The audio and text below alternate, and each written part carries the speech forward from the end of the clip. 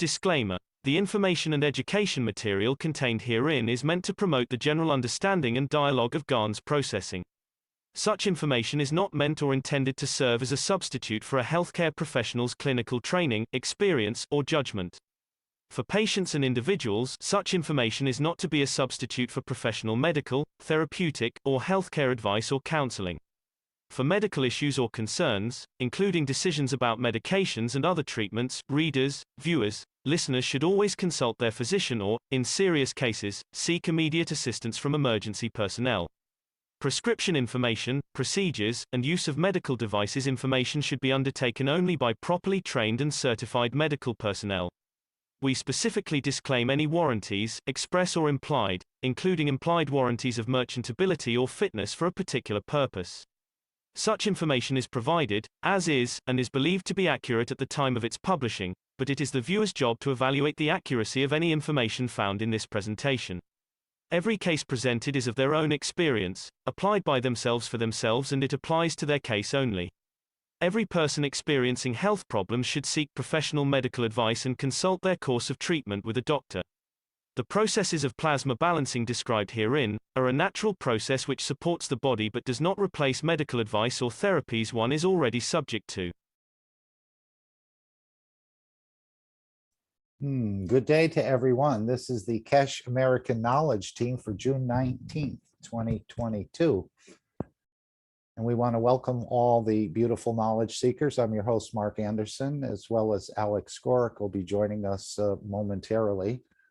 But as I said, this is a roundtable discussion. Everyone has a microphone, which I hope they'll respect. And if you're not speaking, normally we do ask your microphone to be closed so it doesn't interfere with anyone else. But we're seeing so much knowledge and technology being shared through the Keshe Foundation. It's just, again, becoming unbelievable what we're seeing. And he said, we haven't even gotten started yet. If you've had fun with the magravs and the GANs, you're in for, you haven't seen anything yet. So it's just an amazing, amazing time and place for us. And we've just been able to see this knowledge, or maybe we're privileged to be able to have been touched by the Keshe Foundation just a little sooner than some of the others, but they're all equal as I understand it. And so we have a round table here. We're all have microphones. We're all able to contribute. And again, we listen to what you have to say and we don't judge what you have to say, more or less, I would indicate here. So what I'd like to do is to, of course, start with the World Peace Treaty. I don't think you'll be able to go, maybe you'll be able to enter the exhibition center on a tour without signing the World Peace Treaty, but to partake in any of the technology, to be a knowledge seeker, and so on and so forth, to get more deeply involved with the Keshe Foundation. The first prerequisite, whether you're a world leader or just the man on the street or what have you, is to endorse the World Peace Treaty. This is a very simple document. This is the exact documents that the world leaders will be signing when they're ready to pledge their nation to peace. But all of us have pledged our nations, our councils, our regions, our religions, and so on to peace. And so we're sort of like a proxy in a way, or just till the others have joined. So I'd like to read the World Peace Treaty. This is on the Keshe Foundation, which you can print out as a PDF, share it with others. And again, it's not anything they have to sign. Most people think you're looking for a signature. I've always told them it's between you and your soul. You don't actually have to physically sign it. If you want to display it for others to see, as it says here, that's fine as well. But you can also sign it with the pen of your soul. So let me just read this. We, I, as citizens of the earth, from this moment on, accept to lay down all tools of aggression and war. We, I, shall never think about getting involved or incite war or develop or use any tools of war on this planet or in space. And to this, we or I all agree and swear with our, and again, you would put whatever you'd like to do with our body, with our town, with our city, religion, council. You'd put your name, your signature, your date, your position, or you can be signing on behalf of your nation, your territory, your council, your city, your town. So you're sort of an in-between or a go-between in a way until the others come on. Then we've always asked for a witness, someone who's actually witnessed you signing the peace treaty. After signing this treaty, be proud to display this certificate wherever you consider being important to you, that everyone can see and know your ethos to fellow men and the mankind and other created beauties of the Creator. And we know our ethos is to serve and not to be served. So we're here on this planet for service. We're also going out into the universe in a serving manner to expand, to elevate our own souls. And I guess service is the key. As Mr. Keshe says in one of the bumpers, the universe is the oyster for those souls who serve. And we see that certificate Mr. Keshe received in the one of the bumpers that we play, Formation of the Universal Council. And that was the Li Fang Award, which Li Fang was sort of a national figure. And he was a military recruit, let's say, but he had always on his mind about service to the collective and to the country and so on. After the troops marched and things and their feet were sore, Li Fang used to rub their feet. Or if they had a hole in their sock, he would repair that hole with his little sewing kit. Or if one of the other troops, let's say, or people in the military didn't have enough money to go home to visit their parents, he would give them their paycheck, his paycheck, so that they would be able to travel home. So he was a complete giver. And this is what it means in the Chinese sort of country when you're Li Fang, you're a complete giver.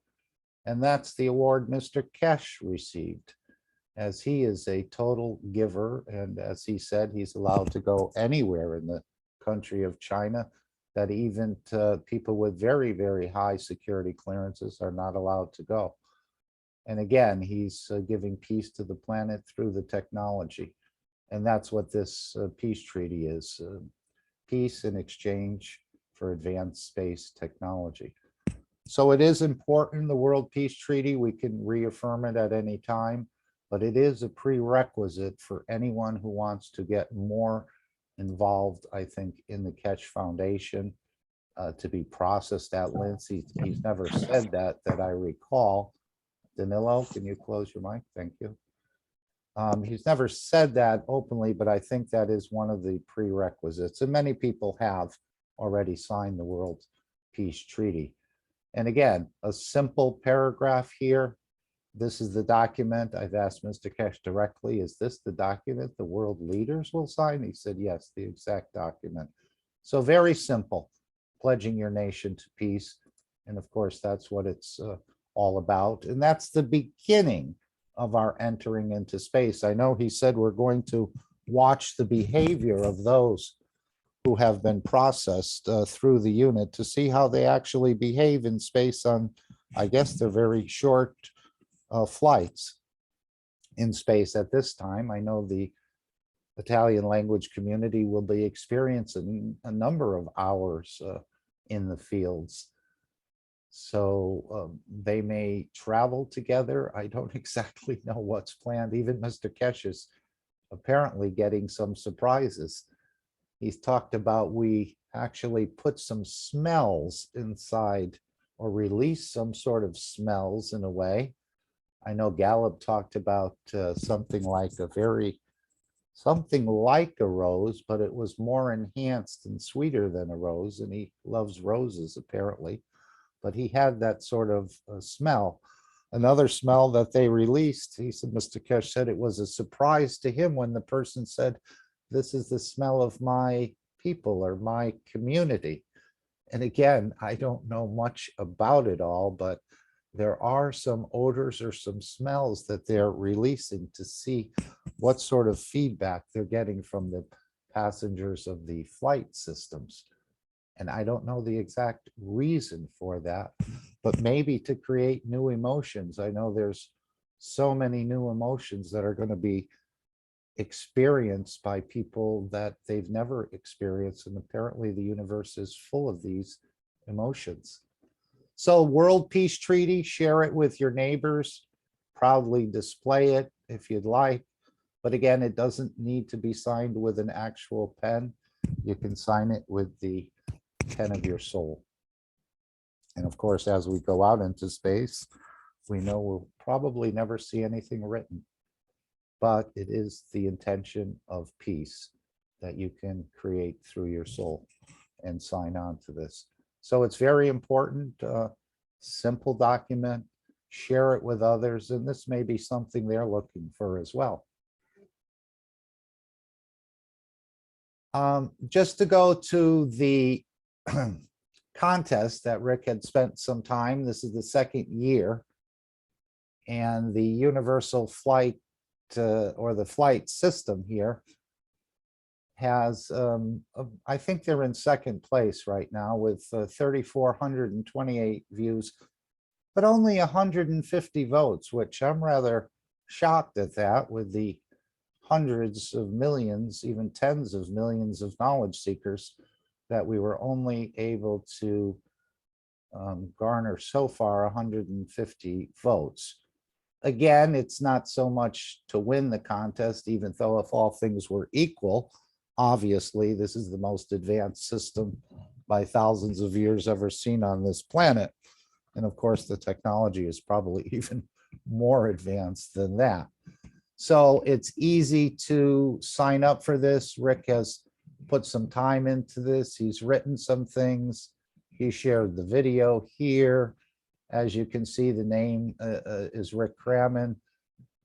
He's a team with Mr. Keshe, profession scientist, plasma scientist.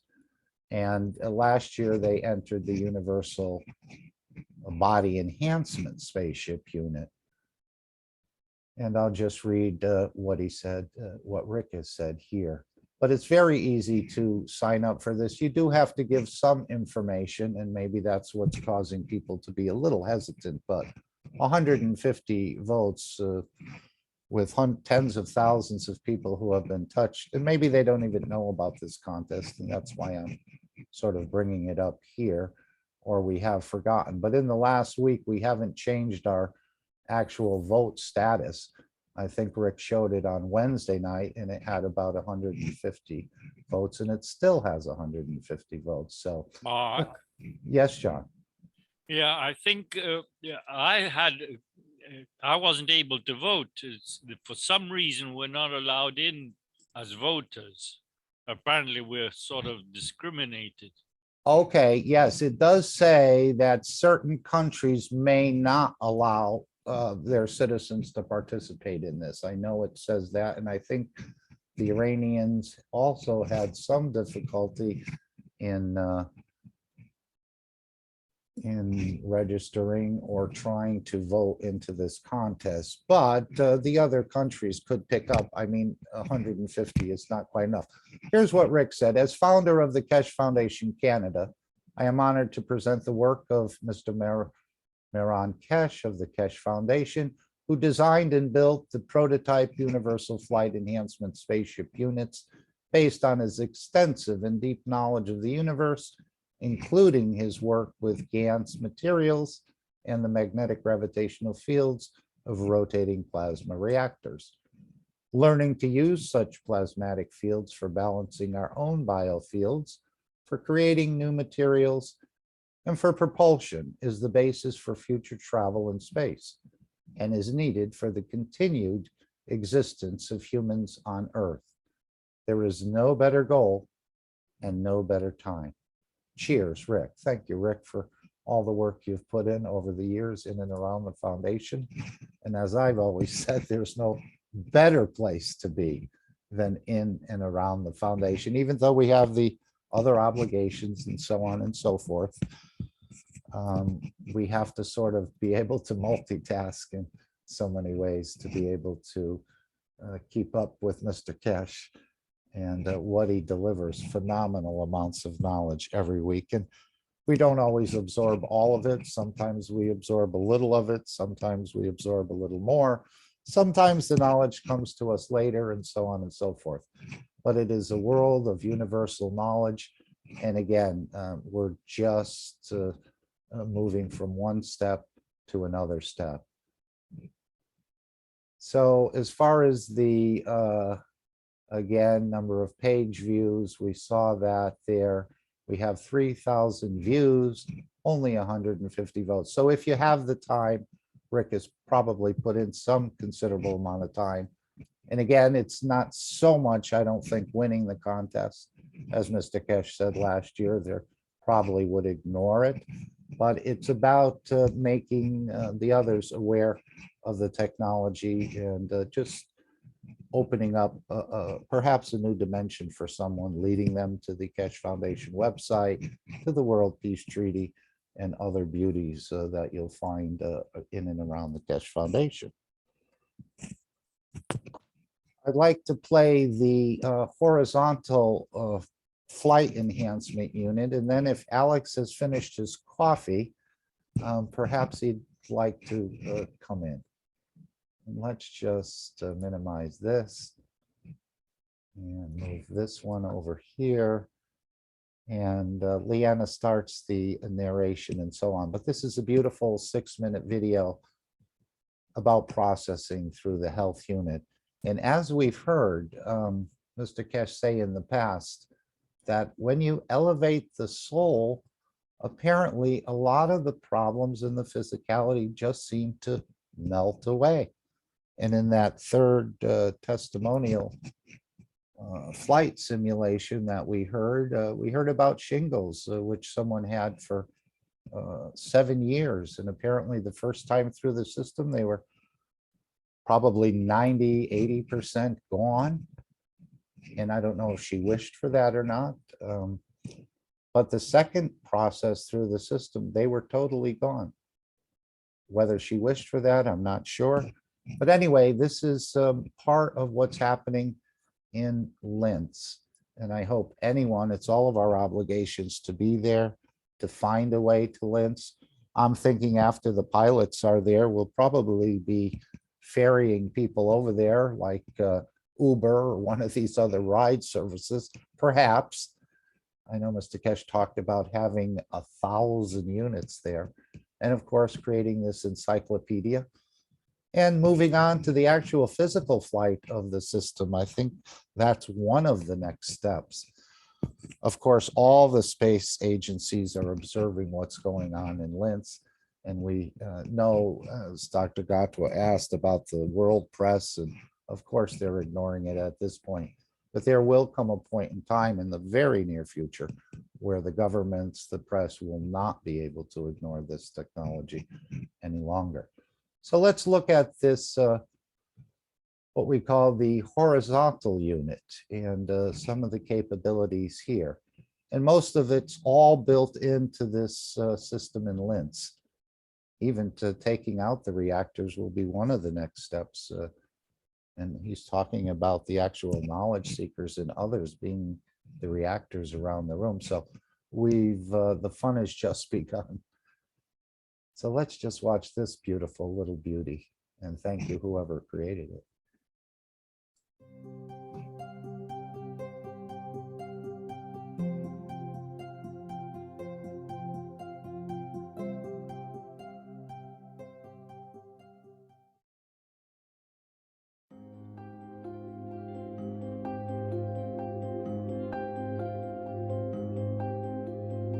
The new Horizontal Enhancement Spaceship Unit. Plasma space technology that allows you to work with the fields of the universe. By creating a wide range of plasma field interactions and conditions, it allows the body to process itself from any physical or emotional imbalance. Once this balanced condition is achieved, the soul and the emotion of the man can follow to find their balance, elevating the whole of the man. The new Horizontal Enhancement Spaceship Unit, technology of the future through advanced plasma knowledge.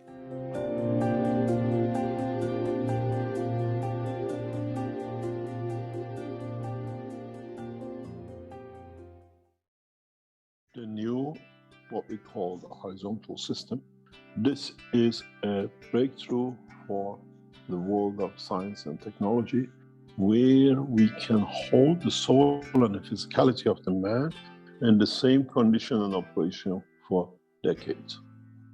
We have the capability and the knowledge to hold on to the soul, but elevate the soul of the physicality till an illness has been processed by the two together.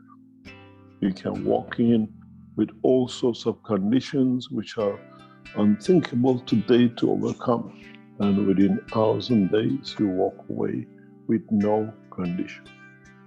The new horizontal enhancement unit, in conjunction embedded in a universal enhancement unit, creates conditions which man of science and technology have never known.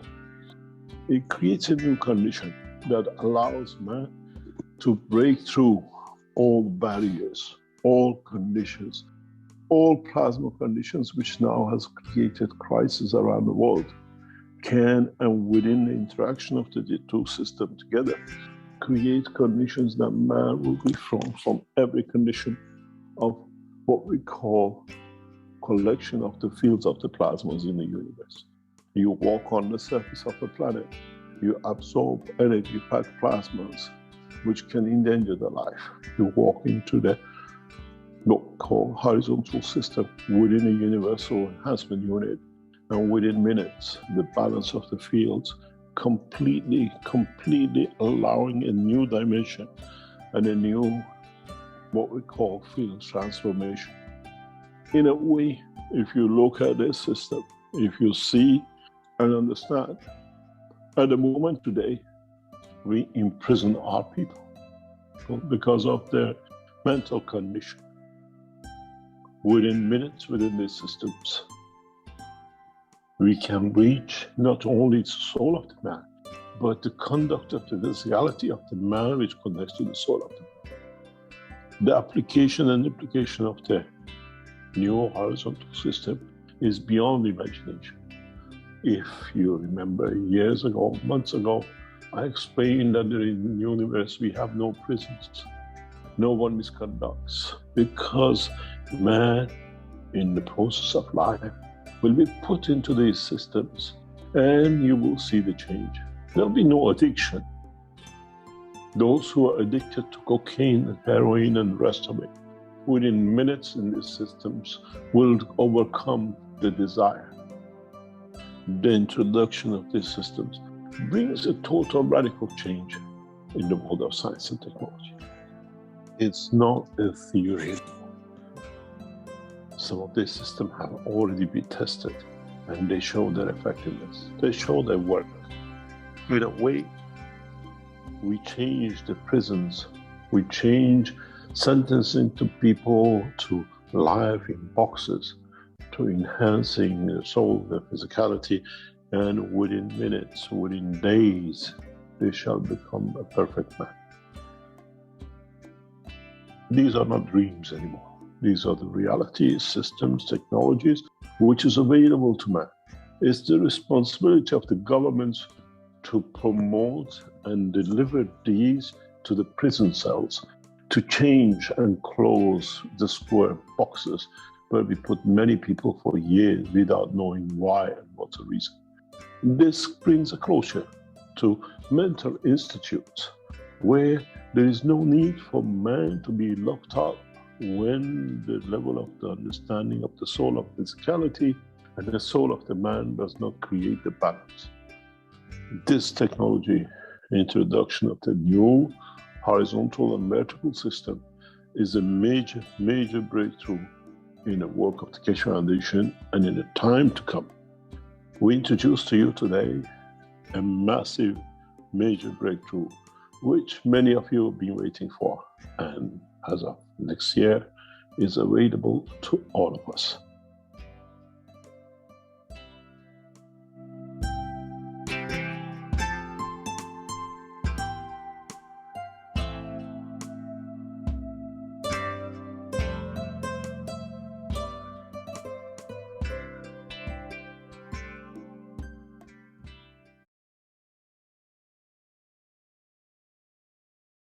And I think that was a video Leanna created, I believe. So thank you very much, Leanna, and your team, or whoever put that together. You'll be seeing that on the KF Television International, I'm sure, in the upcoming time. So he said in the coming year, this year is here now, and this is all going on in Linz.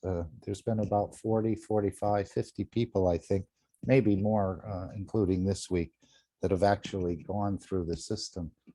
I actually think we have someone with us that did go through the system, and I'd like to give him an opportunity to say anything he'd like, if he'd like.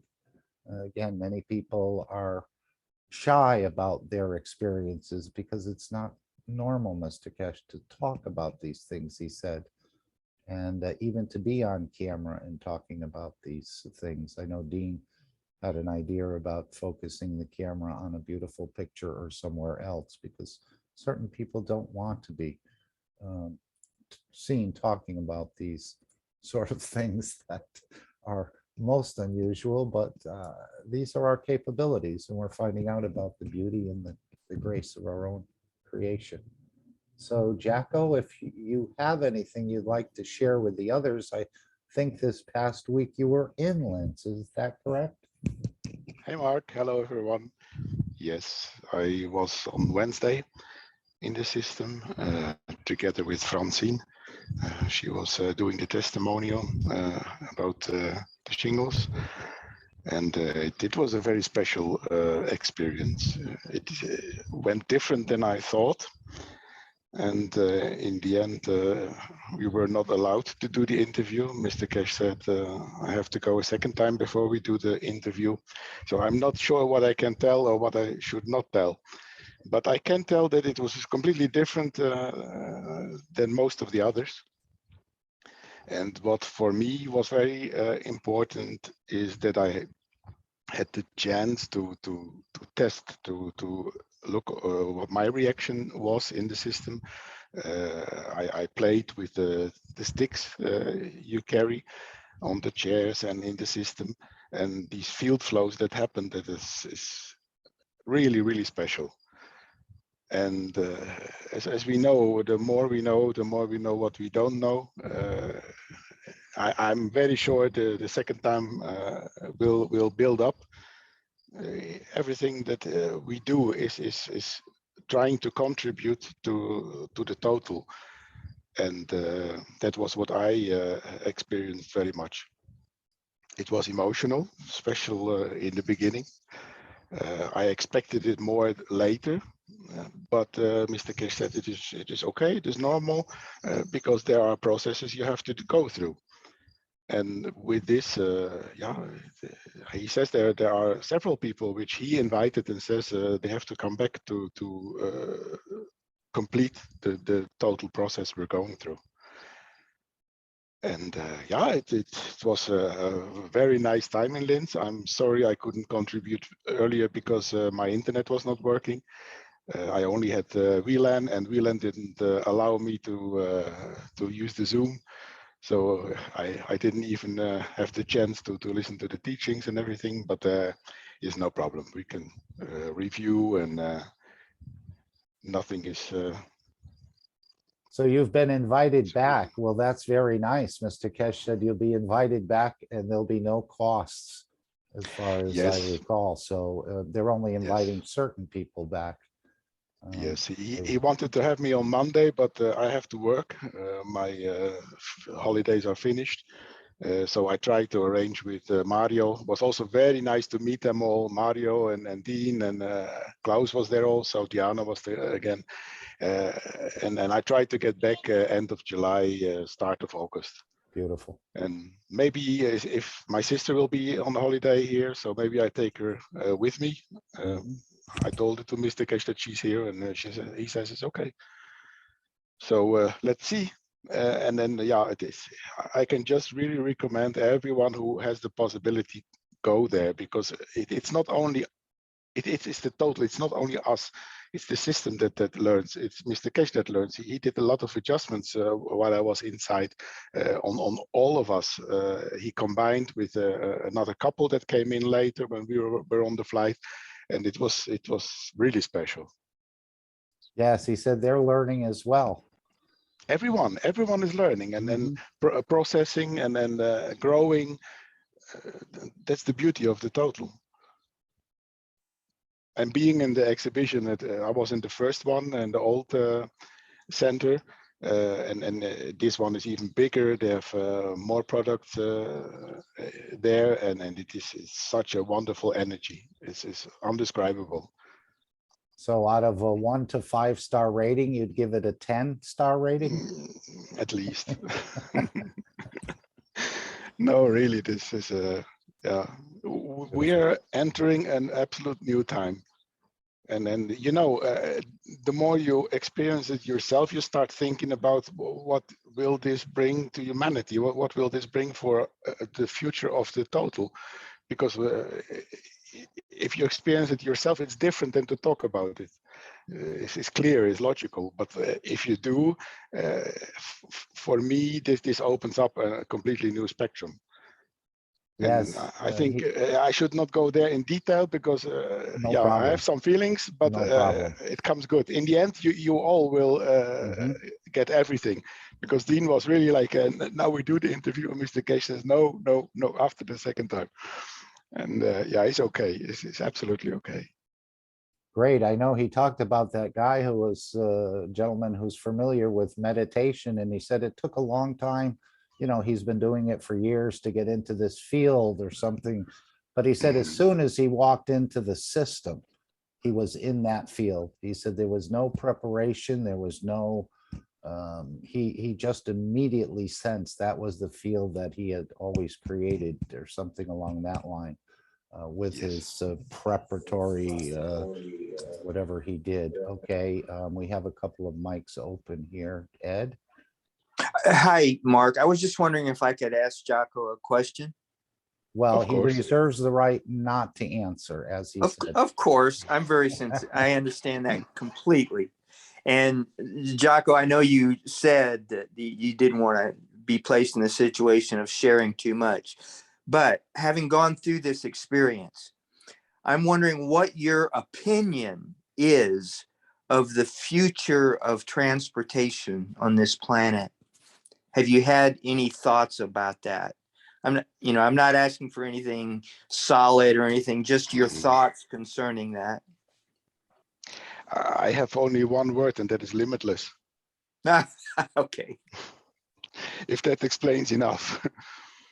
You know, you become in the situation where the soul is free, and when the soul is free, you become in the situation of creation. So what do you want to create? Is the question. The question is, where do you want to go to? There's no limit. I'm very connected to a planet called Alnitak. I don't know why it is. It just came to my mind. I have sometimes in my life situations where I see something or I see something on TV, and then all my body reacts. All my hairs stand up, and then I know this is important for me. I don't know what it is exactly. Sometimes it needs years or tens of years later, but then the moment comes that I say, aha, okay, that's why. And this will change everything. Yeah, I know I have not experienced this yet. I look forward to it. But in my mind, it's just, when we think of going somewhere, we think of, travel, getting in something and going somewhere, whether it be a car or a wagon or an airplane or a spaceship or That's the everything. physicality. Yes. But this is totally different, a whole different concept Yes. of, But what is yeah, sure it is that it is us who have to open. yes, And there are probably thousands of ways to do that. This is one of the most efficient ones, I'm very sure. yes, But we have to allow ourselves, our soul, to be free. And then you come in the condition where this creation process has place. right. And he did say we're going to be moving into the physical flight units very soon. Maybe within the next year it would be completed or so on. I think he mentioned that in either the third simulation or the last workshop, that they'll be moving into the actual physical flight for those who want to take a physical flight.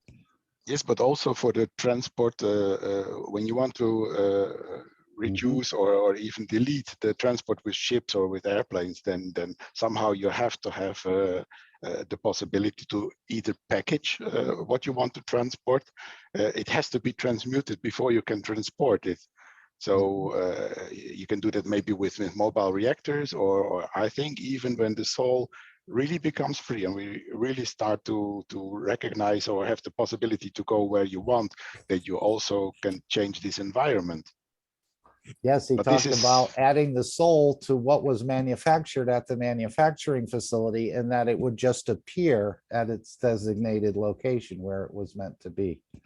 what I can tell is an experience I had the evening after I was in the system. I was standing in a hotel room on the second floor. I was looking down to my car, and so all of a sudden I had the feeling I could connect to the soul of the material of the car. It sounds strange, I know, but with this connection, I became the feeling that I can lift it up and put it on a different place. It didn't function, but the feeling was very strong that this will be possible in near future. That's what he said as well. You could be sitting in your car and want to go to Linz, and everything goes to Linz, including the car. Well, this is also an experience I made. I forgot to set back my kilometer counters from the car. So I had a difference of about 200, 250 kilometers. But I still made my 760 kilometers with the tank, with the fuel. So if you count that together, then it comes close to 1,000 kilometers, you know? Beautiful. And this connection, it was a different connection when I get into the car.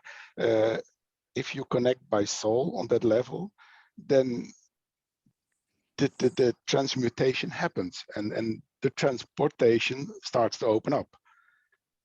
Then it's in the end the manifestation, and this is all a part of the learning process we're going through. Excellent. I'm wondering, Jocko, if what you're talking about, where all of humanity participates in this type of arrangement, if that is not, it's going to take some time to get there for all of humanity to accept this. But in the meantime, there will be some of us who are transiting into this reality. Yes. And I just wonder how we will coexist. Yes, that's the thing I had on the German teachings. I asked them, what will happen when you stand in front of someone or appearing in front of someone who doesn't know? Or if you disappear in front of someone, that could make big confusions. And imagine when you do it with your car, you're driving and all of a sudden the car disappears. Yeah. And these are questions I don't know. I didn't experience it yet, but I'm very sure in not all too long time we will experience it. Mhm. Yeah. Yes, the soul could expand to encompass the actual car as well, I think. Definitely. Mhm. It's all energy, and then if you understand what Alex is teaching us, and I don't pretend I understand everything, but these steps by steps, we are going in this direction. And then I'm very sure in the end, Mr. Keshe will explain how it is if we experience it. Well, Thank you. Thank you for your input, Jocko.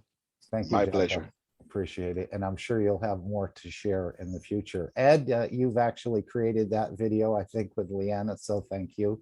And Azar, the link is in the chat, as everyone can see. for them to copy and share. Thank you, Ed, for a beautiful creation, and Leanna as well. Okay. Next, I was thinking we would go to the 200 or 437th workshop, but Alex may be almost finished with his coffee. Let's check in with Alex and see where he'd like to go. Sure, Mark. You got me following a star, the Jackal star. Yes. My pleasure. Anytime you want. Okay, rather than do that now, maybe if we have time at the end after your presentation, if it's not too long, I'll cover a few clips more. I wanted to cover the question that Boniface from the African Knowledge Team asked Mr. Keshe in the third flight simulation, but we're looking forward to your presentation as well. So what would you like me to play the disclaimer before you start? Crank it up.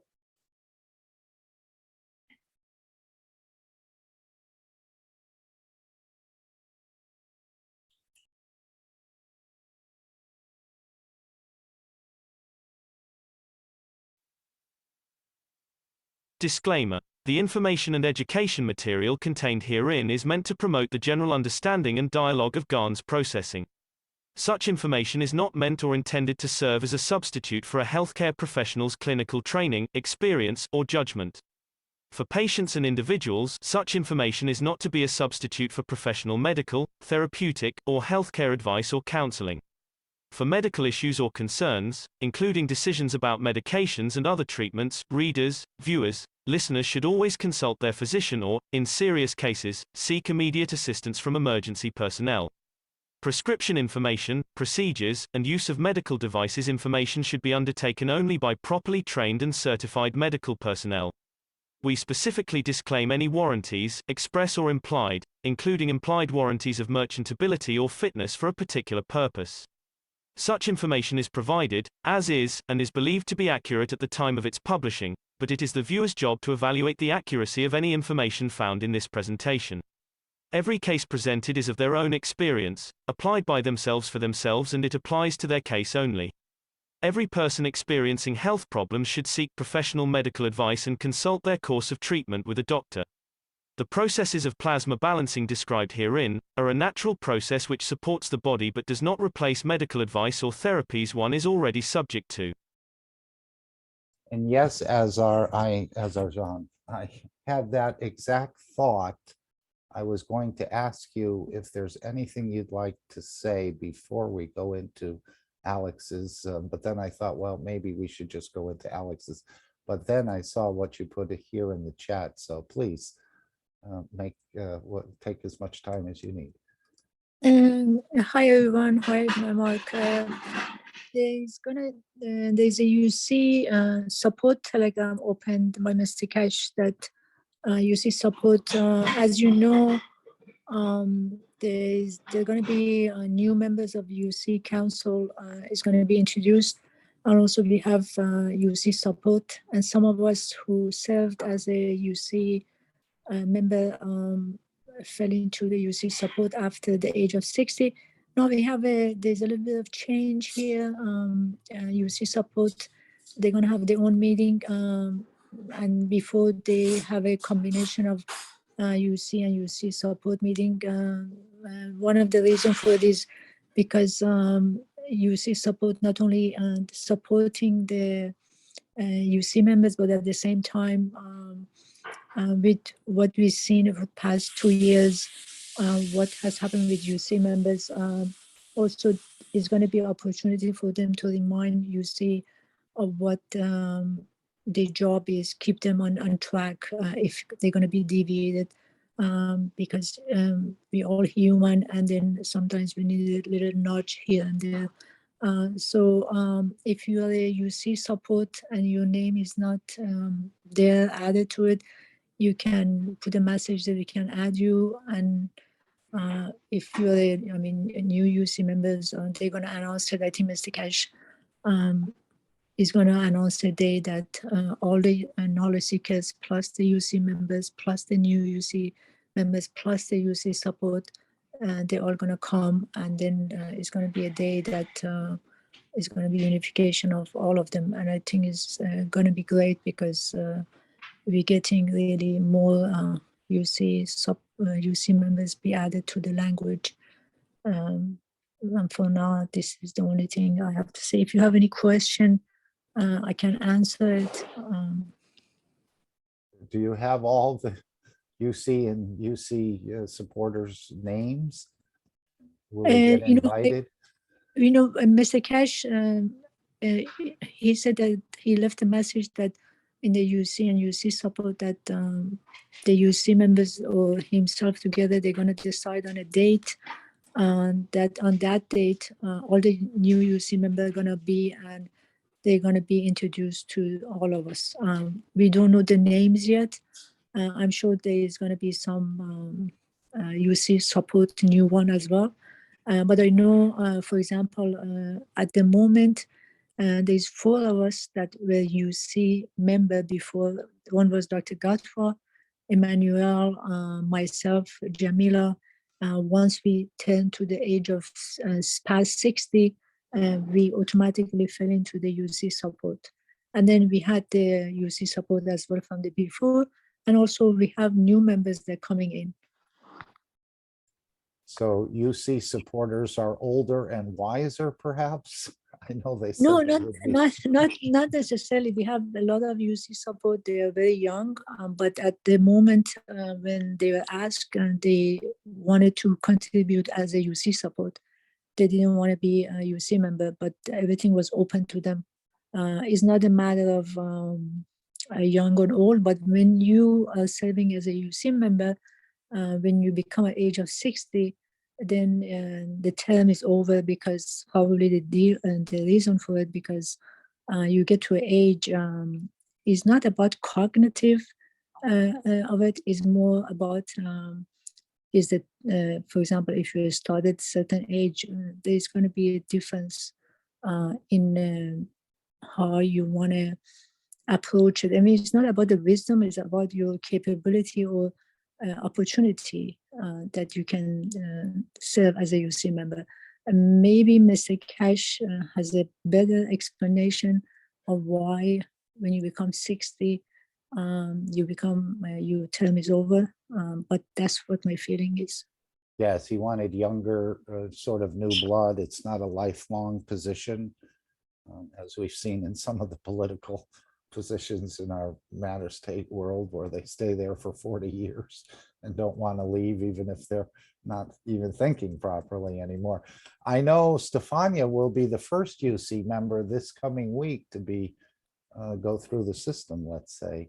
And I think there'll be another one that week or the following week. So it's important. I think I don't, if I'm not mistaken, Mr. Guy said all the UC members, they have to go to the system. And so maybe Estefania is the first, but the rest of them, they probably gonna go one by one. Right. Any questions for Azar?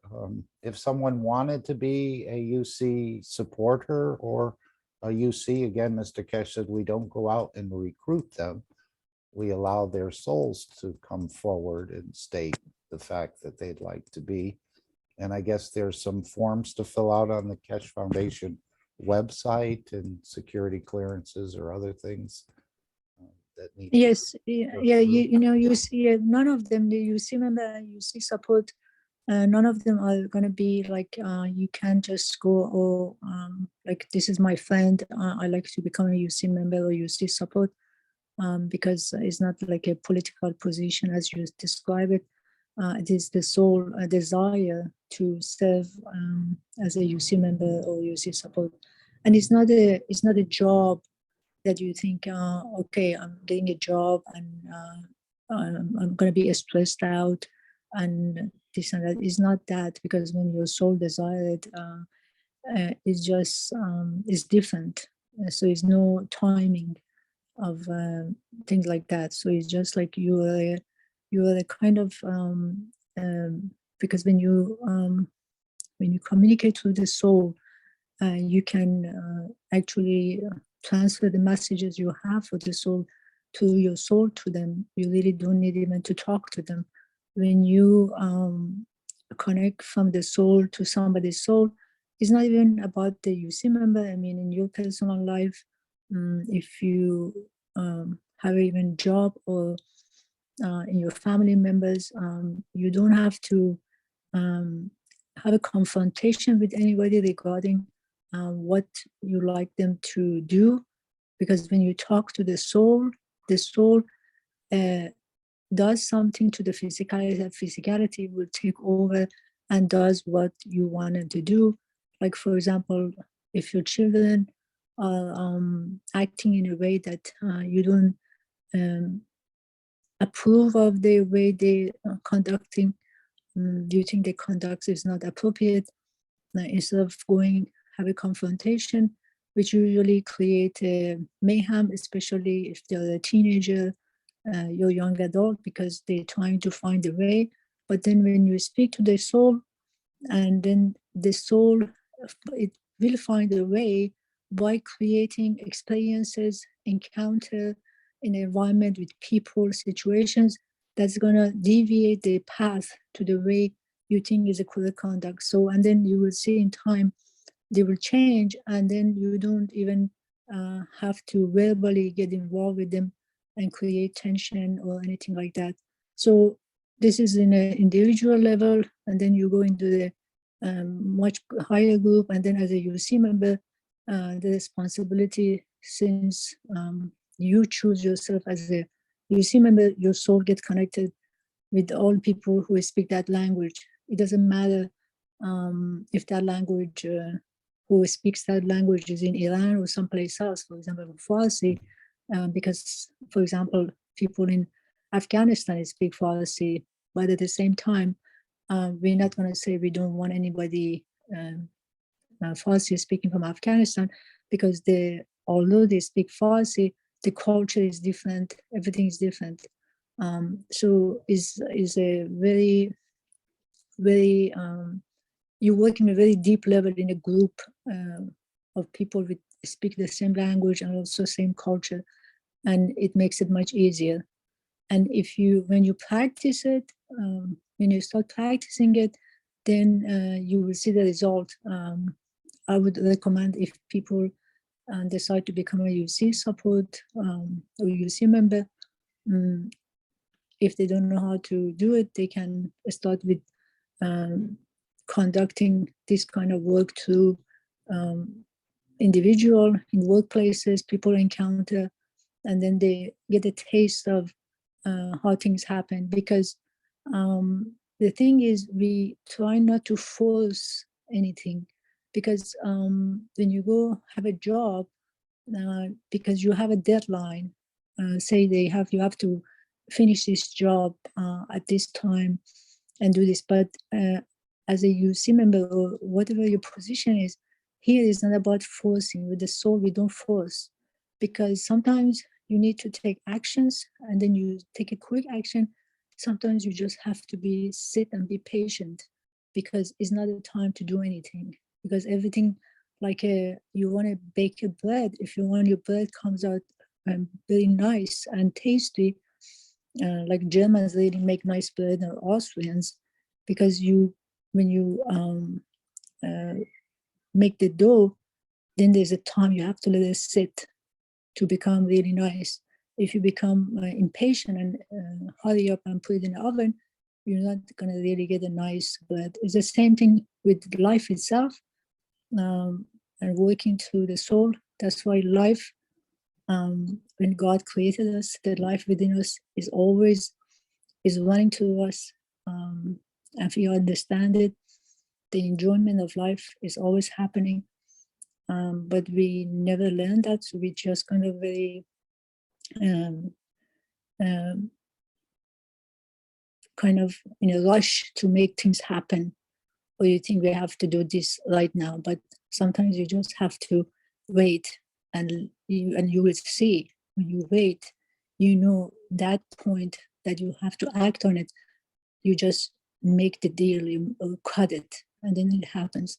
It's just like when you have water, you need water, and then you have a dam, and the water coming and flowing and becoming bigger and bigger, and you know when is the time to open the dam to water flow. It's exactly the same way. Thank you, Mark. Well, thank you, Azar. And that just happened. While I was playing the disclaimer and I was reading through the disclaimer, I just had a strong impression that I perhaps should ask Azar if she wanted to add anything at this point. And then I said, well, we just said Alex was going to come on after the disclaimer. And then I looked over to the chat and there I see, can I please make an announcement? So definitely connected somehow. Even before I read the chat, that I said I had this very strong impression that Azar should, or I should ask her if she'd like to make an announcement or say something. So it just happened. And I wasn't looking at the chat. I think someone, Mr. Green put a question in the chat. It says, hi, Azar, what is the invitation link to the UC Telegram channel?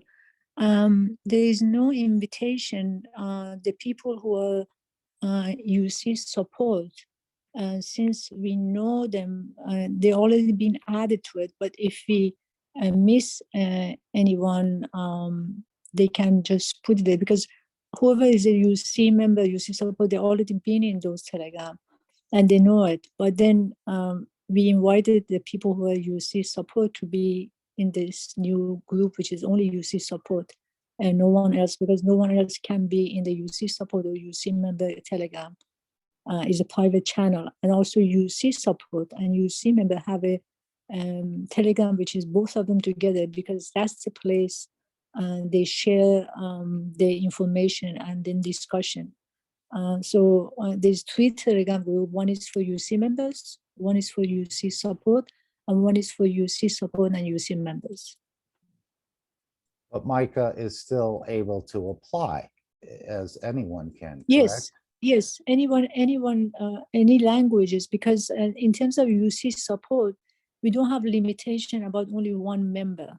Like, for example, if you look at English group, we have different English languages because each of them is connected to different countries.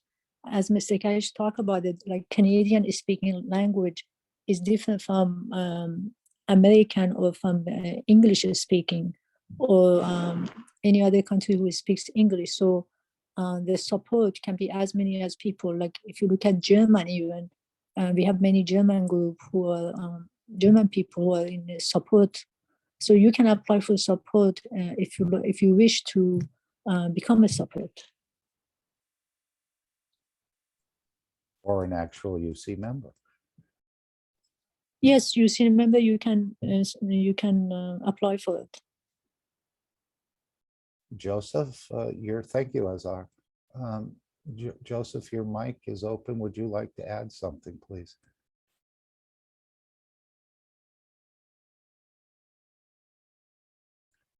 Okay, I'll mute the mic then. Oh, thank you. Okay, he took care of that.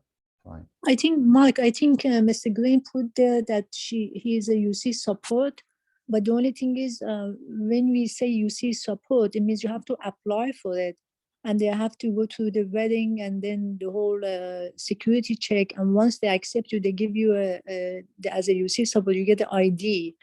That with that ID, you enter to this program, but you can't just say, I'm a UC support, and then I want to join. It doesn't work like this.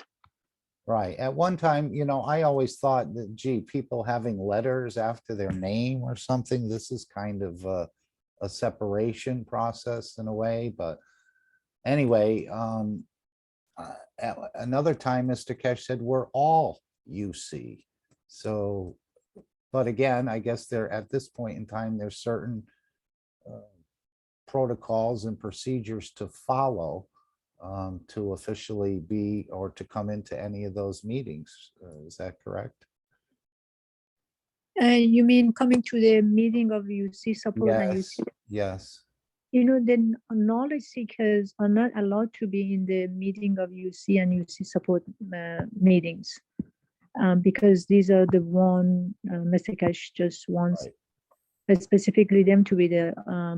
Unless, the only place people can come and share anything they have is the Tuesday morning, the platform that the other knowledge seeker can come in, and that's the place you see member bring what they want to discuss, and then you see support as well, both of them, and they can come and share their ideas with the UC members, and then you see support. But in order to become a UC support, you go on keshefoundation.org, and there's application there, like the UC member. You fill out the application, you ask that you like to become a UC support for certain language, for example, German, English, whatever language you have, and then they do the processing, and you should get an email in a timely manner. If you don't get an email or anything respond from them, like it takes, if it goes more than a month, you should let someone know that either Mr. Keshe or anybody, Rick or somebody, that you send the application and you're waiting and nothing happens. Sometimes something happened then, because with Iranian people, I know I had an experience when I was a UC member, and they would send as application to become a student or become a doctor in the become a member of doctors with the teaching, and then or anything, and then I would send the information. For example, they would send me the passport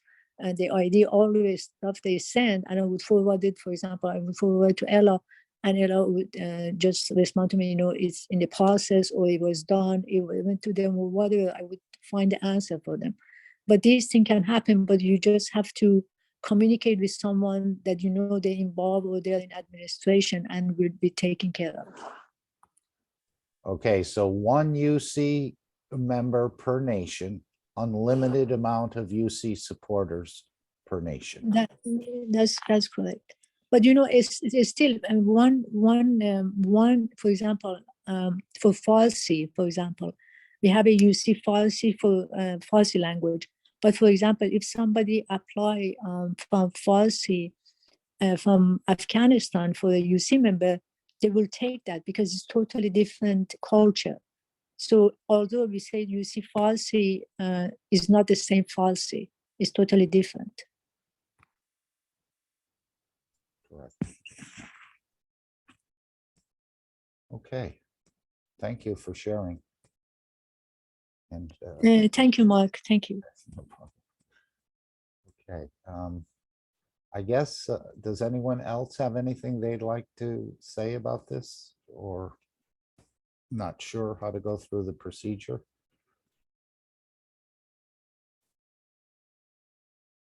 Okay, then let's give Alex a big round of applause through our fields and welcome him in for another Sunday afternoon of sharing the knowledge of the universe and the knowledge of creation, more of the knowledge of the Keshe Foundation, getting us to think more about this knowledge and help to understand it more.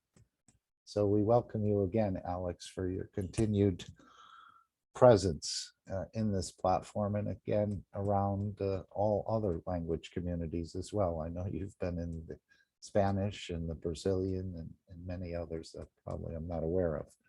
So we thank you and elevate your soul.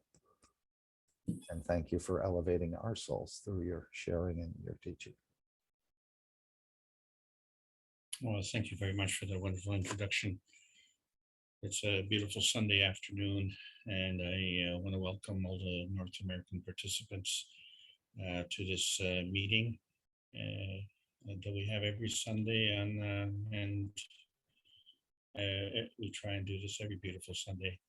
I do want to give a special thanks to Azar for having contributed to the Universal Council. And yes, it's unfortunate that in some cases when we turn a certain age, but unlike our society, we're not washed up. It's just the next episode. And as such, we'd like to go to the next episode as well. And so uh, we want to welcome the international community as well. And so that includes the rest of the Americas, Europe and Africa, Australia, and the Far East. And it's greatly appreciated for everyone for being here, because we're all on this journey together. So as you say, bringing the knowledge from the rest of the universe, and that's a bit of a stretch at this point in time for me. I'm just at the point right now where science meets the soul of man for peace, and that is the purpose that we're trying to achieve here. Because without the peace, we cannot enter the universal community. So this is the Keshe Foundation Spaceship Institute, Plasma Science. We have now opened a new chapter called Basic Earth Space. And today's topic is currency. My name is Alexander. I am from Canada. It is June 19th, 2022. This is the Keshe Foundation North America Plasma Education Series. This month actually is an anniversary for me, because I've actually been teaching here for 4 years, and I remember as if I started last week. It's just amazing how much is going by, and we went from the private teachings to the public teachings, and then October 14th, 2020, I was invited by the Brazilian community to start the basic teaching series. And for your information, I will be at a Brazilian meeting on next Friday coming. We developed a program which kind of evolved, and it was amazing how that happened. What we tried to do was basic, intermediate, and advanced teachings, and we completed that. Oh, please.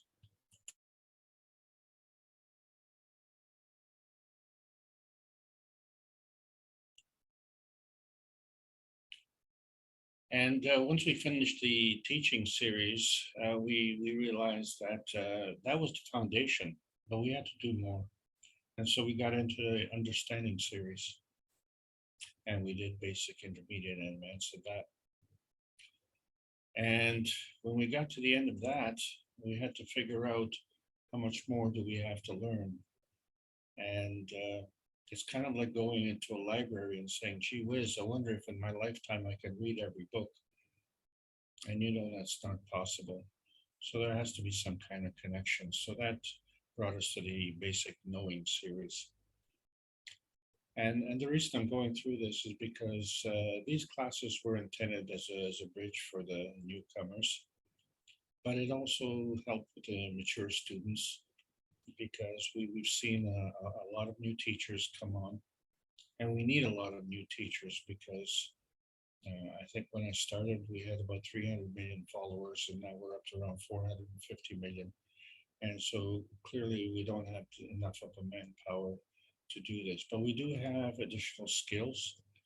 And so we got into the Insight series, which was a really interesting series for me, was because this was now beyond my basic knowledge. And so how do you go beyond your basic knowledge when you don't have that knowledge? And so we decided to use the skills that we got, and then we finished that.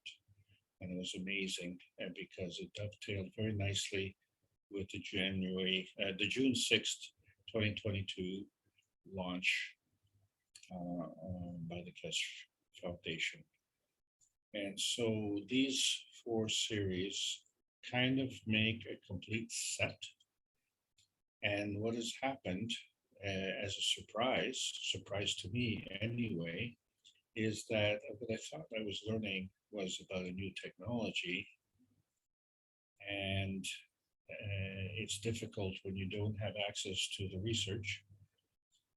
but there's a new technology. So beyond what we thought was that technology. And so it created a little bit of a problem for us because it changes our viewpoint from what we know. And so we kind of have to relearn everything. And at least we don't have to go back to the beginning, but review is always good. So what we're going to do is we're going to move on into a new review of our Earth space, because this has totally changed the game. How we view our life, what we do, our environment, how we look at our friends, and it gives us a different perspective on our history, which of course now gives us a different perspective on our future. So this is causing an upset, and we've often said, you know, are we going forward, or are we going backwards, or are we upside down? And it's really hard to get your bearings. And so today, I'm just going to talk about currency and what it means. And we're going to go and review in a different format the 3 books that Mr. Keshe has published: The Universal Order of Creation of Matters as book number 1. We think that's the source. And then there's The Origin of the Universe, and that's book number 3. And so we liken that to our soul and its travels. And then there's a connection, book number 2, The Structure of the Light. And as we all know, that's a link between the source and the soul. And we have a link, interestingly enough, in Linz, Austria as well. How ironic. So what we need to figure out is, how does this change our viewpoint? Because we now have a new kind of feedback. And so when we looked at, to understand how energy moves, we looked at surface to volume ratios, and to understand that we had to do some basic math and compare the perimeter of a circle to the area of a circle, and those being 2 dimensions. And we found that there's a common factor, and that's pi. And pi is not very specific. It's kind of nebulous. It's 3 and a bit. And we don't know exactly how much that bit, but that's, you know, it's a bit. And then we find that 2 dimensions are not enough.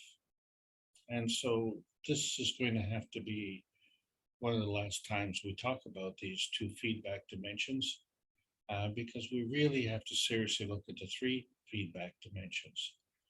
And that involves the spherical surface and the volumetric component of the sphere. And again, pi is involved. And again, we are kind of fudging things, but may I remind you that you can't be part of that and also be an observer. So we are none of those 3 dimensions. We are in the 4th dimension. And so we have to fudge everything to get there. Well, we need to clarify this. And that's the purpose of this new set of classes, trying to build another bridge. So let's get into it. So when we talk about currency, we're all familiar with money, and so we see that as the currency of our society. But you know, money's good, but when you lose your health, you lose everything. And so the currency of life is ATP, or adenosine triphosphate. And when you look at the universe, there's neither money and there's neither ATP. We're talking about PM ticks. That's the currency of energy and motion. And so today we're just going to talk about the Earth space currencies. And so it is another, shall we say, a piece of the pie, and everybody wants a piece of the pie. And especially if this is a piece of the peace pie. pie for peace. That's like every business, you have to make a mission statement, right? So the mission statement of a business, and we're going to talk about money. There's a business and there's a market. And then as a businessman, you position yourselves within that business. And so let's get a little comfy as we look at our mission statement and where we're going. So we talked about so many times when two forces come together and we see that there's a conflict. And so it could be a flash, or it could be a glow, or it could just be a glitter. But in business, is it profitable? That's what we want to know, because all that glitters is not gold. So we tend to go to school. There are business schools.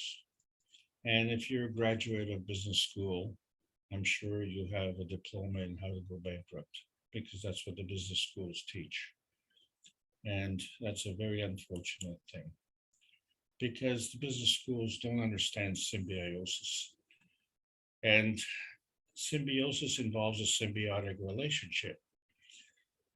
That means, as we discussed before, in order to be a participant, there have to be observers. Or if observers are sports fans, then sports fans are fans of players. And fans are also in the audience to watch entertaining actors and entertaining musicians. But there's another symbiotic relationship where you have the host and the parasite, and the two can kind of mutually survive, although it's almost kind of like a vicious marriage. And then we always have the relationship between the earners in our society who make the money, and the welfare who need the money. And then, of course, where would the military industrial complex be if it didn't have enemies? And so in this class, we have a teacher and students, and new teachers coming and new students coming. So there's a symbiotic relationship there. But when we look at business and we see there are goods or services that can be provided, and so you need customers. So there's another symbiotic relationship, and that's what we want to talk about today. But this isn't business class. I'm not going to really bore you with that, but we need to make a point. And that is because we're talking about Earth space. So let's set the scene in Earth space and look at the basic business model. So there you are at the top. Actually, you're at the bottom because you build on you, right? So you're the foundation. And so you have a product and you have a market and you need to make the profit, right? Simple. This is the advice I got from a millionaire once. You buy it at a low price, and you sell it at a high price. That's the basic business model.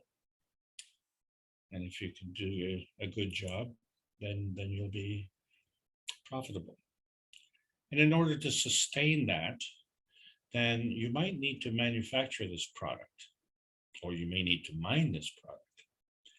One way or another, you need to create this product. And then to get this product to the market, well, products don't sell themselves. You have to sell the product. So you're starting to build a structure which requires support. And so now you have employees. Let's keep setting the scene, because if you have a product that you need to manufacture, well, the factory needs to be supplied. So you have a supply chain. Well, that supply chain extends to the market. And to make sure that supply chain is functioning properly, you have a purchase chain. And so you have to purchase goods for the manufacturing to have products to sell to the market. And so this involves This involves money.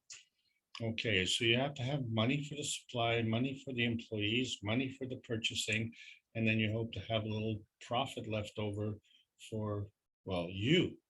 Yes, so that's the basic business model. And of course, as this thing gets more complex, as it gets more complex, we said it becomes more stable. And so you have an administration to make sure that it is stable. And so that becomes the basic model of efficiency. So there we've set the scene, very basic.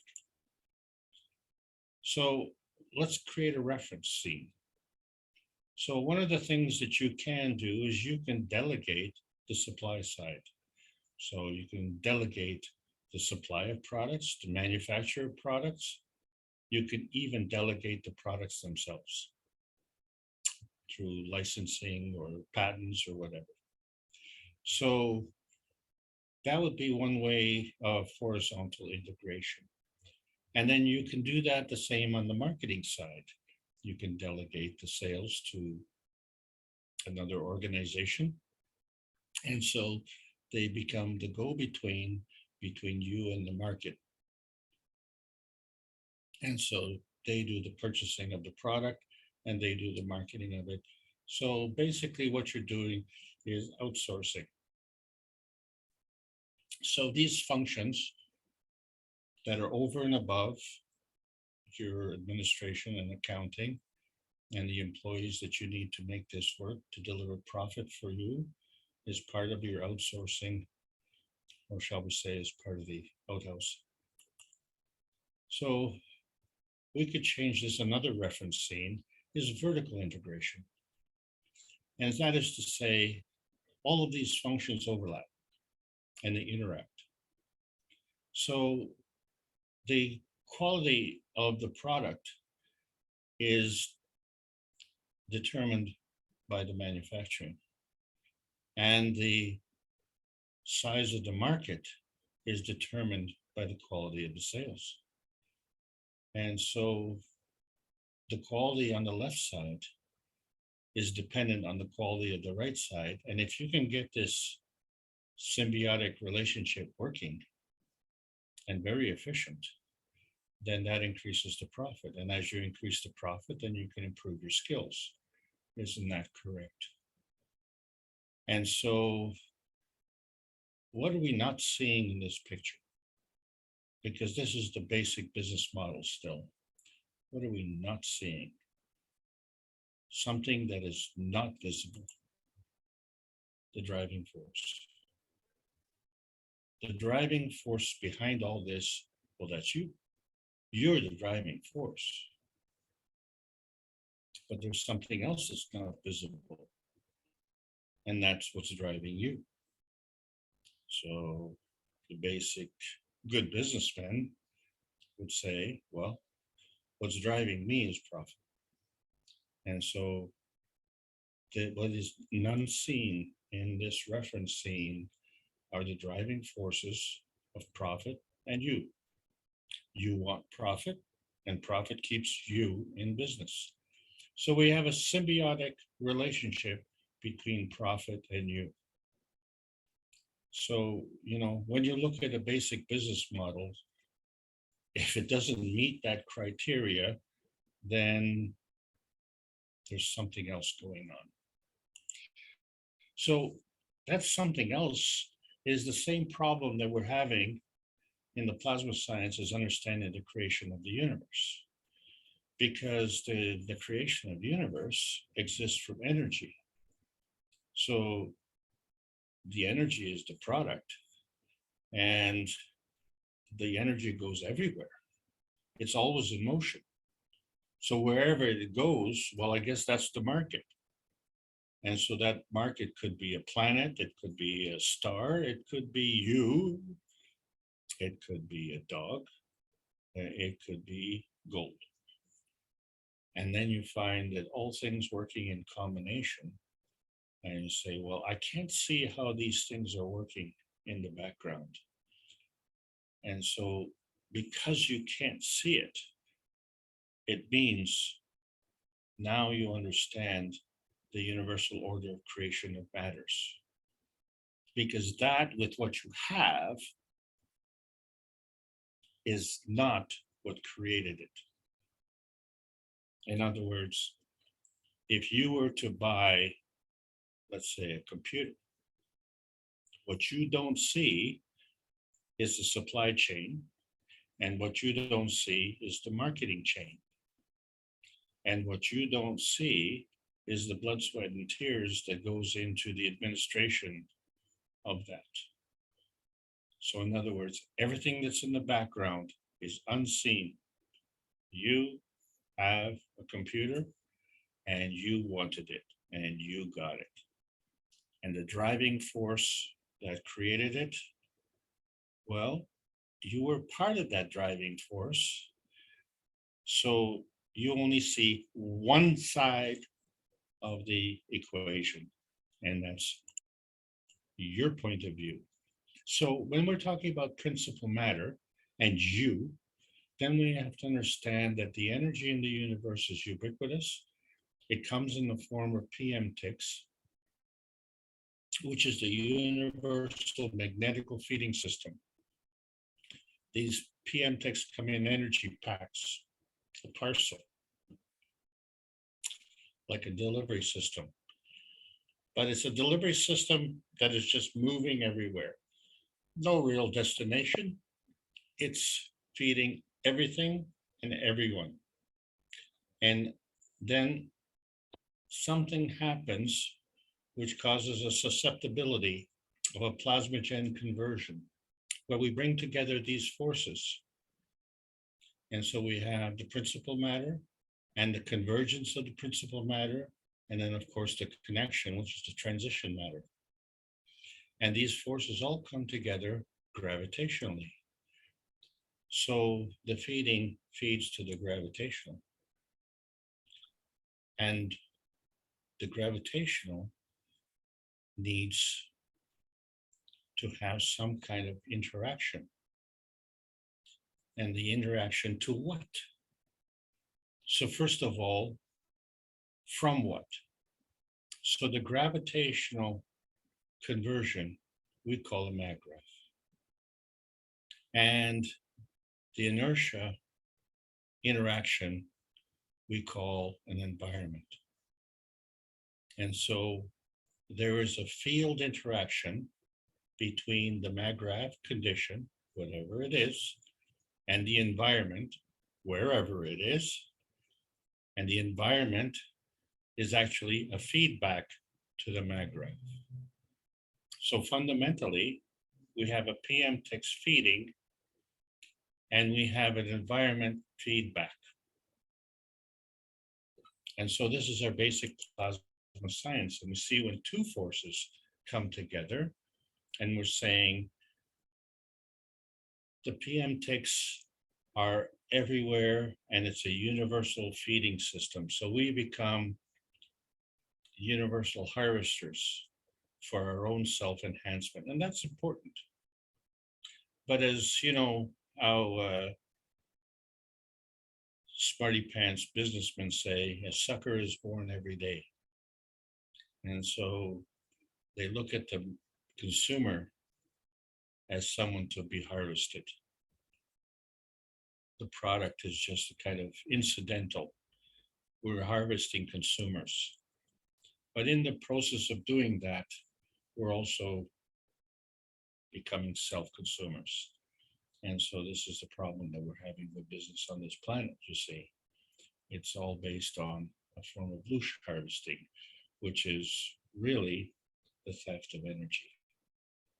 So when we look at the GANs and we see that the GANs becomes a feeding byproduct, right? We created cups of life and we got this GANs. And so the GANs was actually a feedback of this feeding byproduct, right? And so we've seen that we have a zinc GANs and a CO2 GANs, and this assists us in bringing peace on this planet. But then we see there's a hole in the middle. There's a hole in the middle of our business plan here. And we can't see it In fact, we could see right through it. It's transparent. And we call this the vanishing point. So in order to understand this vanishing point, we have to create boundaries where we say, well, this is me and this is not me. And so as we work on our short-sighted business plan that we learned in business school, maybe this vanishing point is this bottomless money pit we keep throwing our resources into. And we're headed for bankruptcy. So this business model is not working. So we'll look at the new business model, the fundamental principle of the twinity. And as described by Mr. Keshe, where the speed of rotation of the plasma of the electron is dictated by the amount of the magnetic fields which are transferred from the large twin plasma of the proton to the plasma of the smaller twin plasma of the electron. So the electron is a twin plasma of the proton, but the electron is a smaller twin. So when we look at the ranges on this planet, and we see that most of us live above the ground, but there's a lot going below the ground. And so from the core of the Earth to the top of the magnetosphere, from the Earth's point of view, the core is gravitational and the sky is magnetical. And so we've had to revisit Earth space. Did we have to visit Earth space?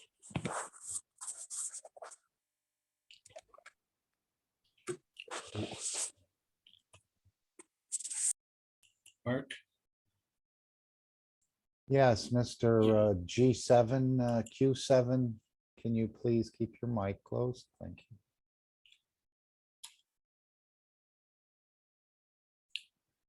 Did it matter about an Earth space?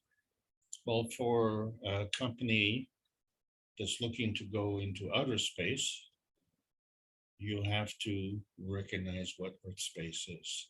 And that's why we're having this review. And so what happens in that process is that we look at some of the products that the Earth has, we mine these products.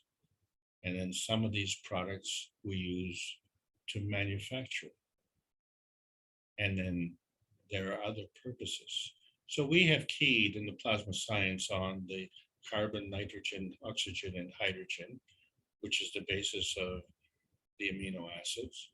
We've keyed in on the sodium, magnesium, potassium, and calcium, which is our salt.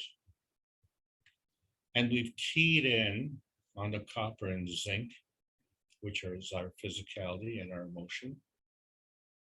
And we've keyed in on the iron, which is grounding us to the key of the silicone, which is what we are grounded to.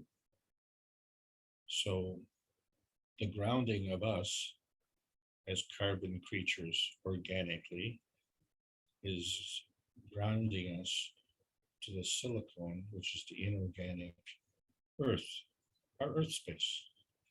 And so we see that on our periodic table of elements. And what we don't see is what is behind. So we've looked at what we've been trying to accomplish is the verification and validation of our existence. And we've seen that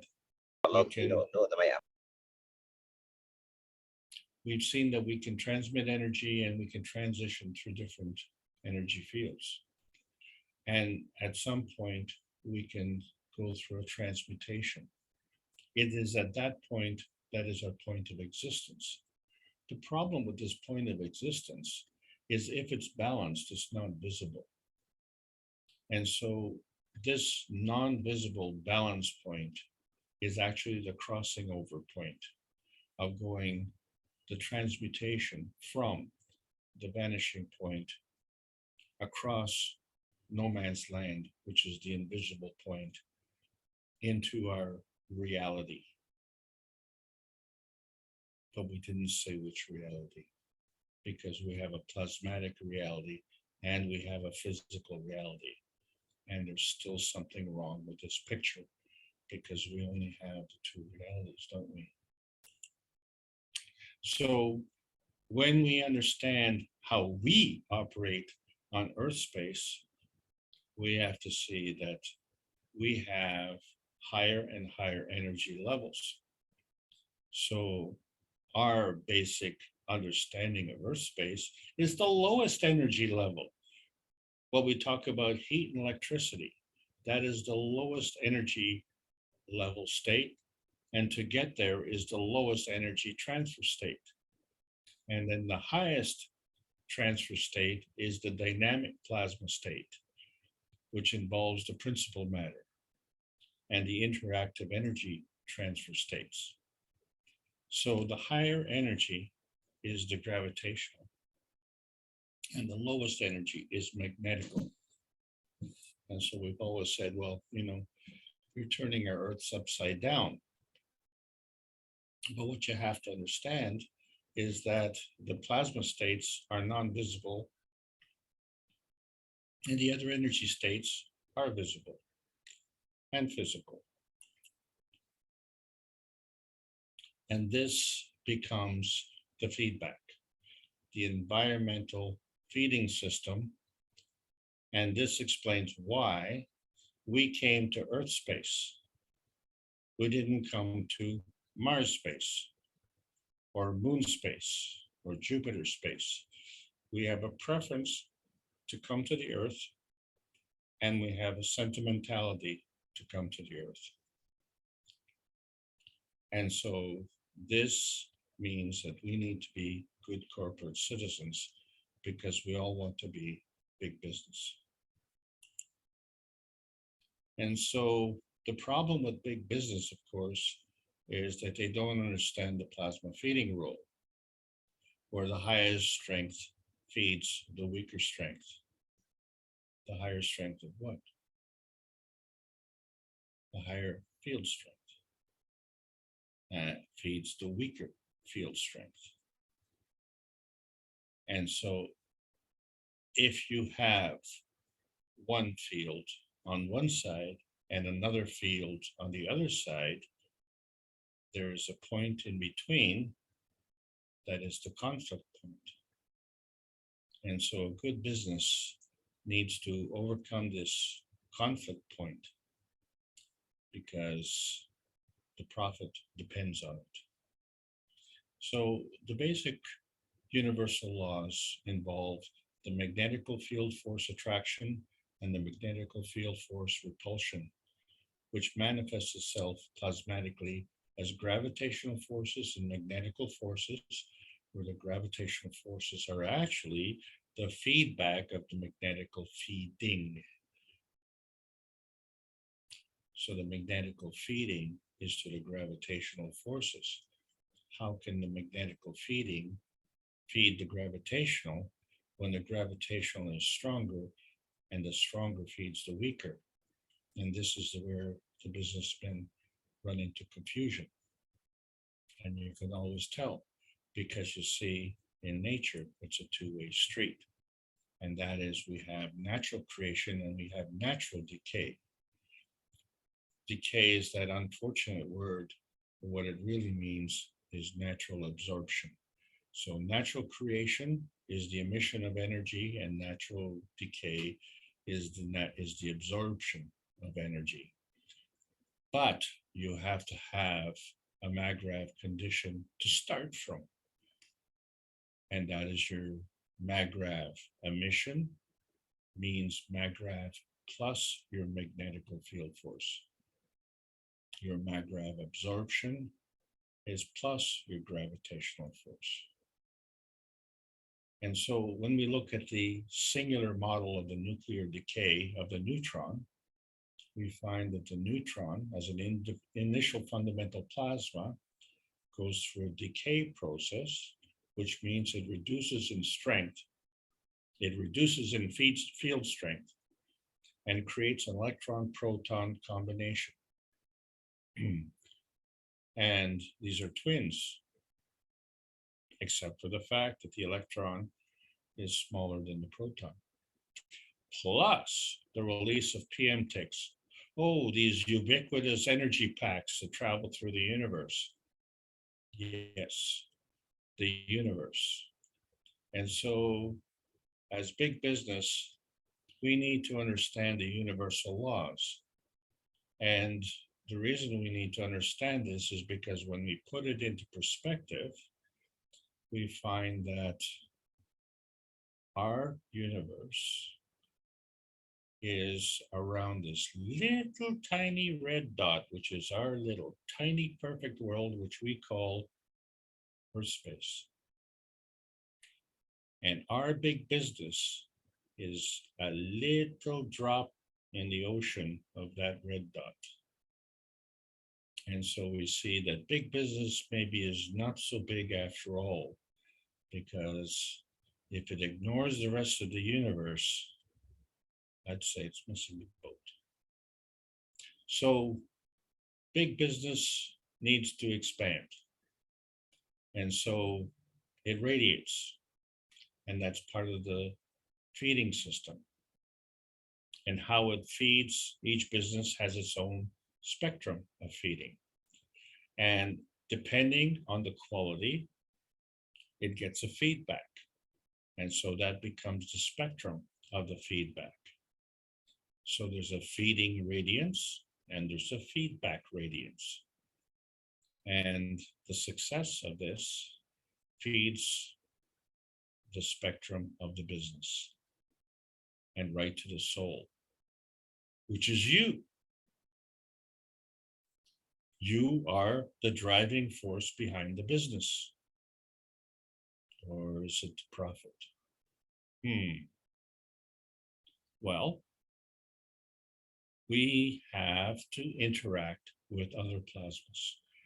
And so there's a dynamic plasma interaction, right? You can't have just an interaction with yourself because you have a feeding radiance and a feedback radiance. But what's the point if you don't have customers? So you have to interact with other customers. And so you can't take the whole earth and sell it to your customers, but only a part of the earth. So on earth, you might mine the gold, and to your customer, you would sell the gold. So we understand that the feeding radiance can now go beyond your own plasma and actually feed another plasma and then get a feedback from that other plasma to you. And then something in between, you can't see this connection, but it somehow crosses over no man's land. And you say, you know, I have a very good customer base. And, you know, if I were in a different business where I could say double my price in 6 months, that business would suddenly become very profitable. But maybe I'd have less customers. Or maybe I'd go out of business too. And isn't that an interesting consideration? So a good businessman has to understand that there's energy going out and there's energy coming in and there's energy interacting. And this is all done at light speed. But we didn't say which light. What we do understand is that there is a non-physical field of a driving force that is running the business. And there's a non-physical field that is interacting with that business. And then there is a non-visible product. And what we do on this planet is we like to manifest that into money. But money alone doesn't make a business. And so now we realize that the business is not the product of all the individual components. The business is a manifestation point of the plasmatic symbiosis of the supply chain, the market chain, and the administration of those three, where number one, the supply chain, and number one, the market chain, they come together and they make more than two. You need both. You need two fields to create the one. Whether that field includes the horizontal business plan or the vertical integration of the business plan. It doesn't matter, because this whole picture involves all three components. So they have two fields to make one. That's the point. That's the manifestation point. Isn't it interesting? We have two hemispheres on this planet, two plasma fields rotating, and they create our Earth space. We understand our Earth space. And we think we understand business because we think we understand science. And so the thing that we don't understand is when there is creation, there's also decay. But does that mean creation is only a higher level? You can go to a lower energy level and it still be creation. How do you know that? Because you were born into physicality and you are a product of creation. You are not a product of decay.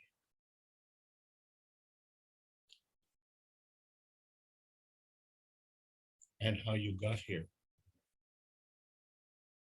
You crossed no man's land. And you still maintain that bond. And you don't understand it. And you're not part of it. So you have to fudge it. Well, we're getting to the point now, we're not going to have to fudge this for much longer, because we understand the plasmatic spectrum and we understand the physicality spectrum, and we understand the covalent bond that crosses no man's land. There is a bond from the neutron to the electron-proton combination across the plasmatic spectrum. There's a bond from the neutron to the electron-proton combination across the physicality spectrum. There is a bond between the neutron of the plasmatic spectrum and the electron-proton combination of the physicality spectrum in two directions.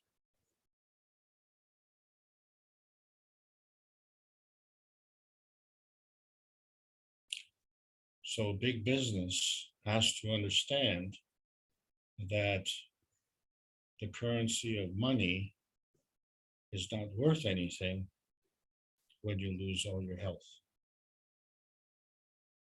And the way the business is operating now is not at the enhancement of others, but at the expense of others. And so what we're trying to teach is the cups of life.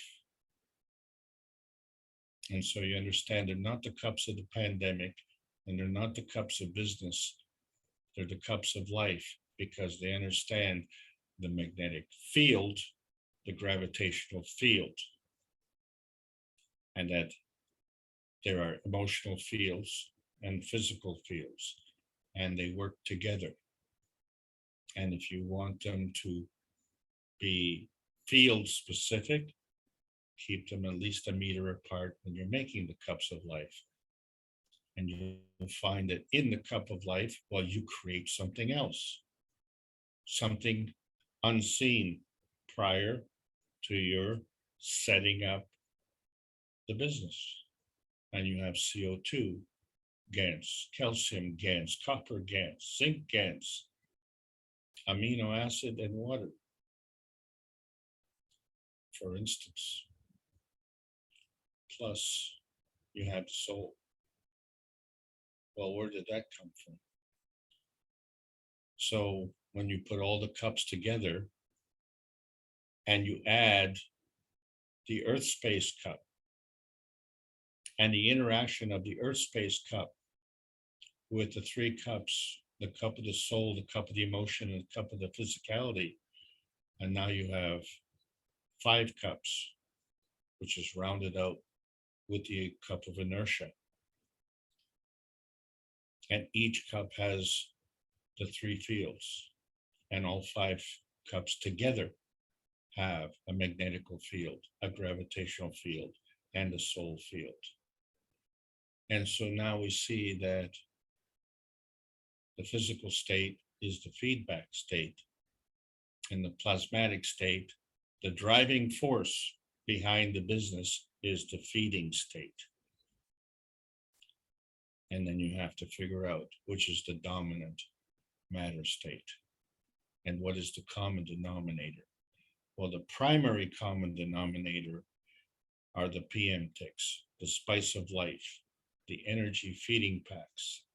And as they cross no man's land and they work with whatever space you're in, and they default to that space. And today the default is Earth space. So when we look at the Earth space point of view, we see that we are in this Earth space.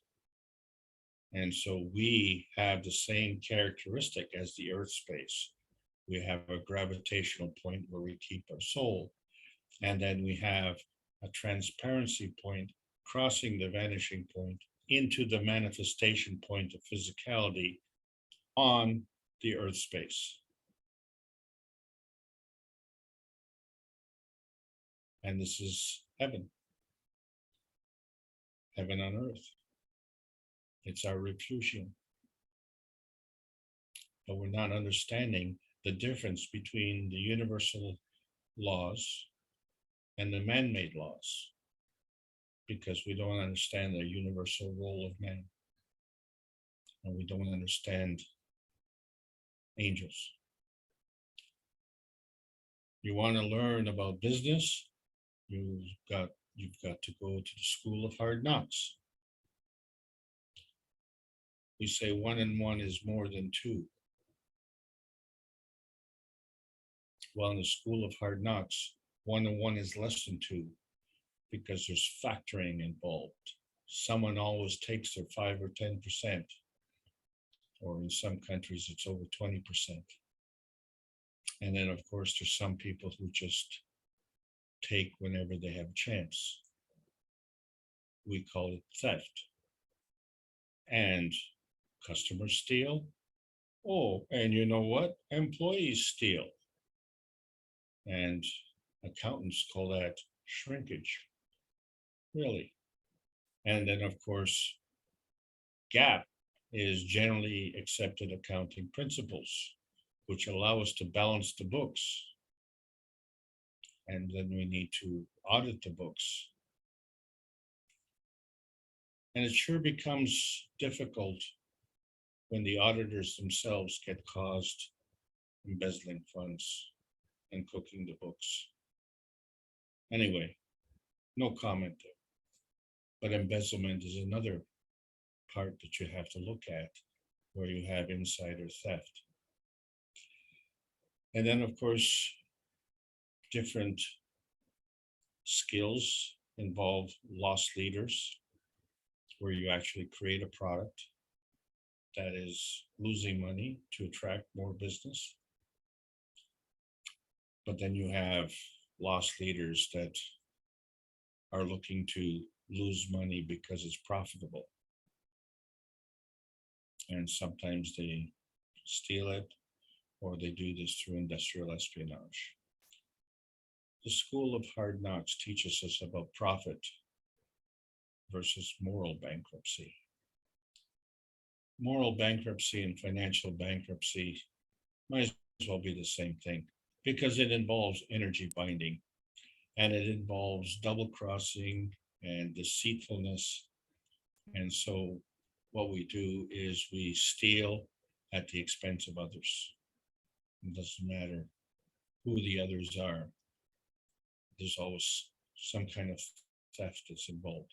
So when someone asks you about plasma, define it and define it quickly because you may only have 35 seconds. Plasma is a kind of energy state. There are different kinds of energy states.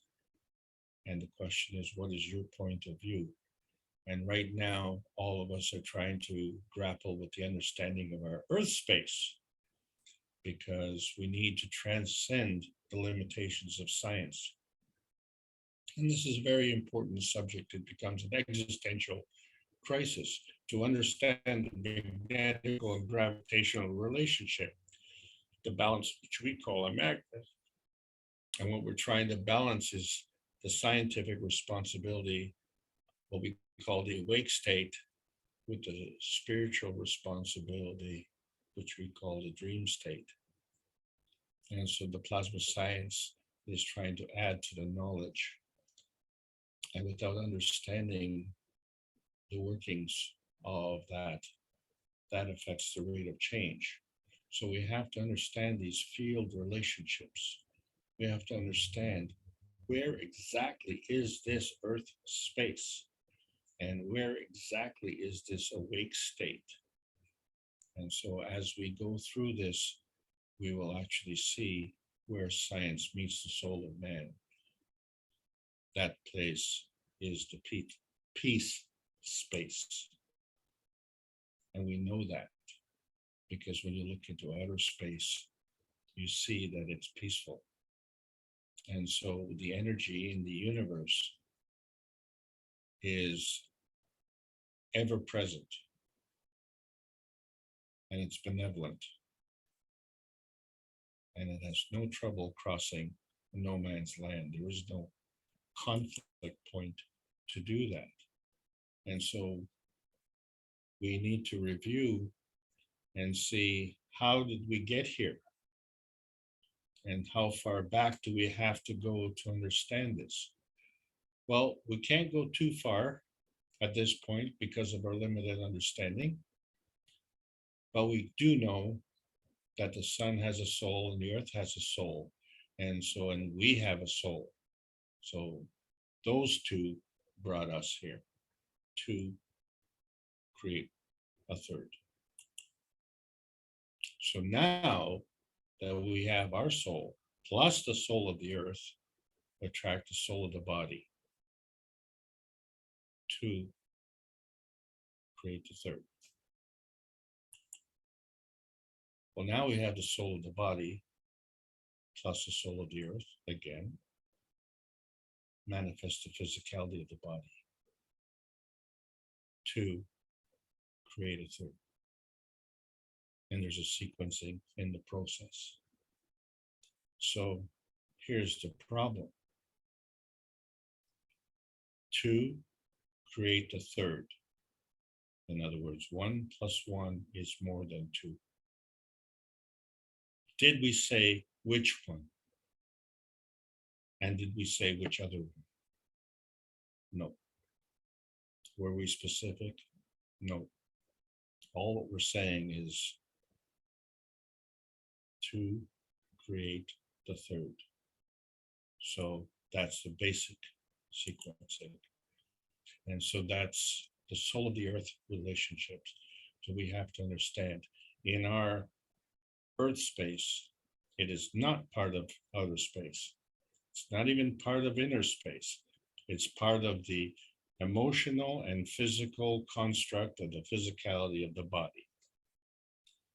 Emotion is 1, the physical is 1, the physicality of the body is 1 + 1, more than 2. And so here you have the plasma rules where the higher strength feeds the lower strength and the higher energy state is at least an order of magnitude higher. And so you can go from a lower state to a higher state through natural creation, or you can go the opposite way through natural decay. What we're exploring and will be exploring more is how to be catalytic or non-consuming. Because on Earth space, we are consumers. We are consumed and we are consumers. But as we go into higher energy states, we find that the transfer rates are also higher by many orders of magnitude. So the basic rules of plasma science, where it absorbs fields or is a barrier of fields, is determined by the ethos of the universe. So the science is limited, was limited by the speed of light.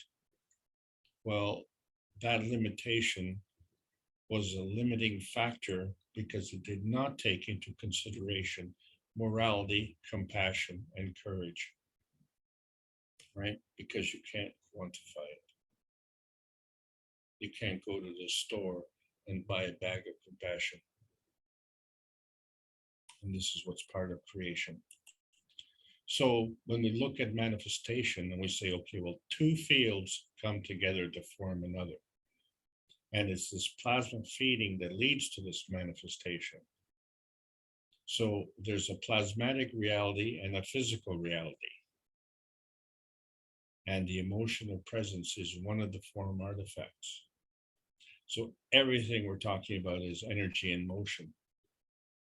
And when we talk about our Earth space as the manifestation point, it's the manifestation point of the energy in motion coming from these fields.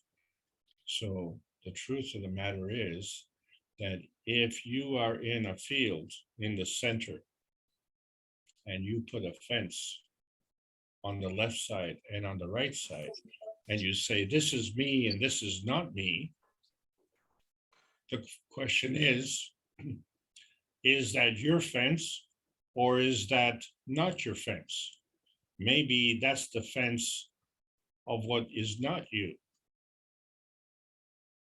Maybe what is not you is the field with the fence. And maybe that field is on the left side and that field is also on the right side. So you in the middle,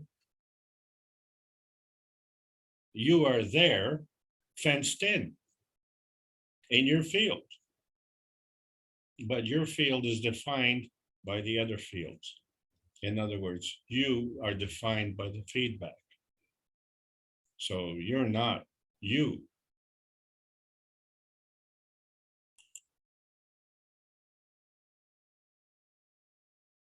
And this is where the vision feedback enhancement system comes in, because it defaults to your peaceful manifestation point, because you are peaceful.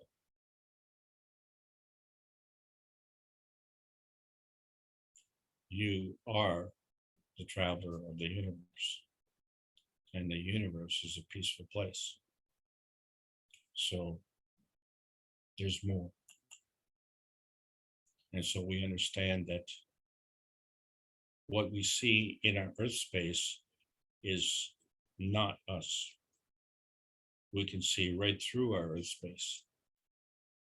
But what we don't see is the driving force that's behind it. And it's the same is true for business. You, the president of the organization or the prophet of the organization, that's the driving force. And if you are not the driving force and the prophet is the driving force, well, then the prophet is you and you are not you. But what we're saying is that you are a driving force. The prophet is a driving force. And the manifestation point of those two is the business. And so the difference between what we can't see and what we can see is we call the dematerialization and the materialization. And there's a crossover point through no man's land. This is what we have to learn. And so we all want to default to normal, but we don't know what normal is. So we have to revisit our Earth space and find that our existential crisis will be solved by harvesting the plasma energy from the plasma universe. So the plasma universe provides and the plasma energy travels. And the combination of those two is our default position. So we understand now how the universal community works. And we now have a contiguous connection to the universal community because we've learned how to know by connection, to connect the feeding to the feedback and all the points in between. Because if you want to get to outer space, we have to know inner space, but we're not there yet. We're just learning about the true nature of inner space. So we find that in our inner space, in our Earth space, we want a peace dome. This is our refugium dome. And it's right here in our Earth space. It's the hidden hand that we don't see. And it's come together within this dimension, within this range. And this range is the lowest energy level. How is this peace dome created? 1 + 1 is more than 2. We are 7 billion. We only need that little bit of the pie to bring this peace dome into reality. A little bit to bring the greater oneness to this planet for the common good. But not just to be independent, because the universe is interdependent. You can't be dependent on undependables. So we have to depend on the radiance, the feeding radiance and the feedback radiance. And so from the Maghrab position, there's a dynamic residue where each one of us is independent and we're variable and we depend on others and we have an emotional connection. So we can reach them, teach them, and bring us together as one nation, one planet, one universe, where 1 and 1 is more than 2, and that's in the math. But plasmatically, it's the greater goodness. It's the greater part of what we call our Earth space.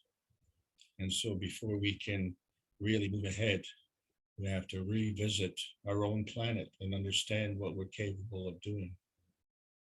We are in the post-June 6th era.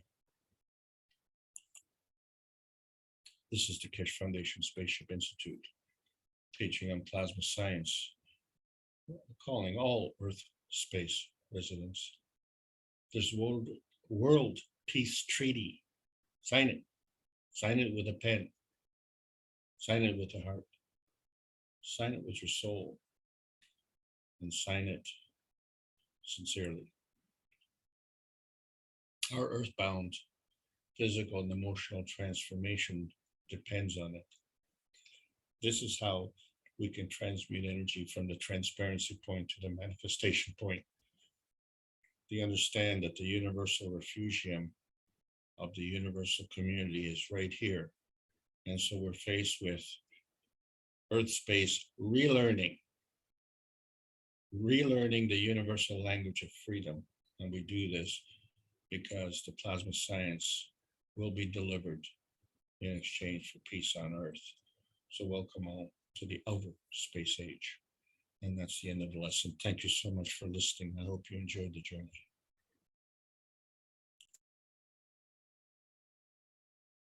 Well, thank you, Alex. We're becoming frequent flyers, I can see. We're going on journeys morning, noon, and night, it appears, more and more as we start to learn how to move the physicality as well as the soul. Couple announcements. Thank you again, Alex. Is there anyone here for the first time like to announce themselves? Maybe your first name, where you're from, and how you found this meeting? I think I see at least one in the list that I haven't noticed before. It could be someone else coming in under a different name.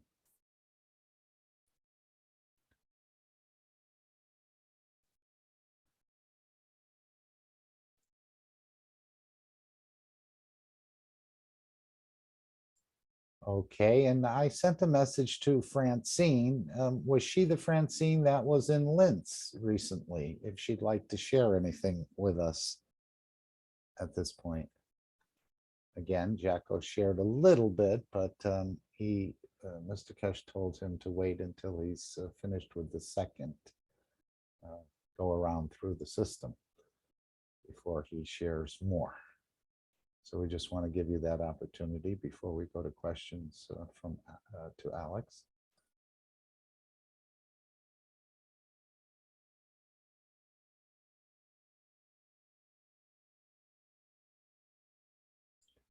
Okay, and also I just noticed I had a message from Lissy that there's a Mojan meeting going on today, she said. I can put that number in the chat if you'd like to attend that with Andreas. So that's another opportunity for you to travel and open up more dimensions and realize more about your creation from an actual Mojan who was with Stefania, I think, and was taught directly by Mr. Keshe over a couple-month period, maybe. I'll put that Zoom number in the chat for everyone.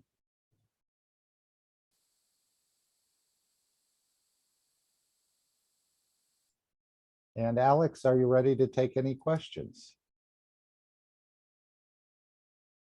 Or how would you like to proceed? I found the microphone. Yes, I am. Okay. Well, I'm just typing this. You talked about classes and things, putting things together, a curriculum. Have you heard anything about the curriculum that was set up in Tehran or in Iran, where Mr. Keshe said the facilities were beautiful? There was some actual professors or teachers putting up some sort of curriculum to basically share this knowledge. I don't know if you'll be availing yourself to that platform or others will. No news at this point to report. I'm sorry. Okay. I'm just going to put this in the chat. 290-524-4643 if you'd like to join meeting with the Mojan teaching. Going on now. So we'll probably have so many meetings to choose from very soon. We won't know where to go, whether it be a language community. Dan has put in the link for it. Very good.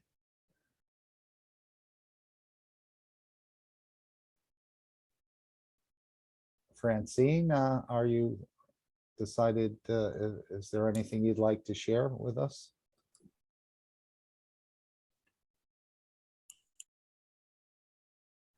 I noticed you didn't mention the Keshe coin as far as currency. Were you trying to help us to understand a different sort of currency in a way? I know a lot of these coins have sort of fallen out in a way. There's nothing behind them. We know with the Keshe coin, there's the entire technology of the foundation. So it has a very good, solid base, let's say, and growing. Mr. Keshe said, give me 5 years and you'll see they'll be right there with Toyota, General Motors, or probably even surpass them. Was there anything correlating with the Keshe coin as far as currency in your teaching? Well, we didn't get into the discussion of the money per se, because we have different currencies in terms of money as well, right? We have US dollars, we have euros, and we have bitcoins and those type of things. So I didn't get into that because that has that's the business of money, and the business of money needs to have a basis on something. And so either it's a goods or service, or it's a market, or a need fulfillment, or whatever. So all of this is a balance of incentives, and so you can't put your finger on it. So the purpose of today's discussion is to understand that these are fields of interest. These are fields of interest that interact. And in order to interact, you need at least 2 fields. And so as this is basics, this is the basics of understanding how 2 fields interact together. And so when you look at a company and you say, well, what we want to do is we want to create profit. So you're profit motivated. You're not motivated to enhance your market, and you're not motivated to enhance the quality of the product. The enhancement of the customer or the enhancement of the product is accidental. Your prime mover is the profit. Well, what exactly is that? You know, can you put it in the bag? You know, maybe if you convert it into money, but you know, for most of us now, money, what does money mean? Money is just a number in the bank account. And you know, money comes and money goes. And then what happens if you sell your soul for that money? Or what happens if you sell your health for that money? Either way, you've got nothing left. So what do you need money for? You know, you don't want to sacrifice something that is enduring for something that is fleeting. And so this is affecting our decision making. We are looking at superficiality. We're not looking at the substance. So does the money make the man, or does the man make the money? It's the clothes, Alex. It's the clothes that make the man. I think a lot of us are going around stark naked. Yeah. You know, Mr. Keshe said in the recent period that as long as man operates in the matter state, there'll still be a need for money. I think he said that maybe in the last 6-8 months, or maybe he said it in another location. I don't remember exactly. Francine said she's not able to talk right now at the moment, so she did respond. And I think she is the one that did go with Jacko or met there in Linz. Not exactly sure. Yes, it was Mark. We were together in the system. Ah, beautiful. Okay, so Yes. she has something to share. Micah has asked in the chat, how can we invest in the Keshe coin? Alex, would you or anyone else like to? Is it an investment or is it a donation? I know he talked about a, No, it's it's an probably investment. not for speculation, is it? I know he talked about a 3%. The price would stay the same. It would be a 3% return, so I don't think it would be a speculative move on anyone's part. It can be exchanged for goods and services in the Keshe Foundation store and so on and so forth, or perhaps in processing or whatever. Maybe it's a safer place to have a few Keshe coins than the shaky banky.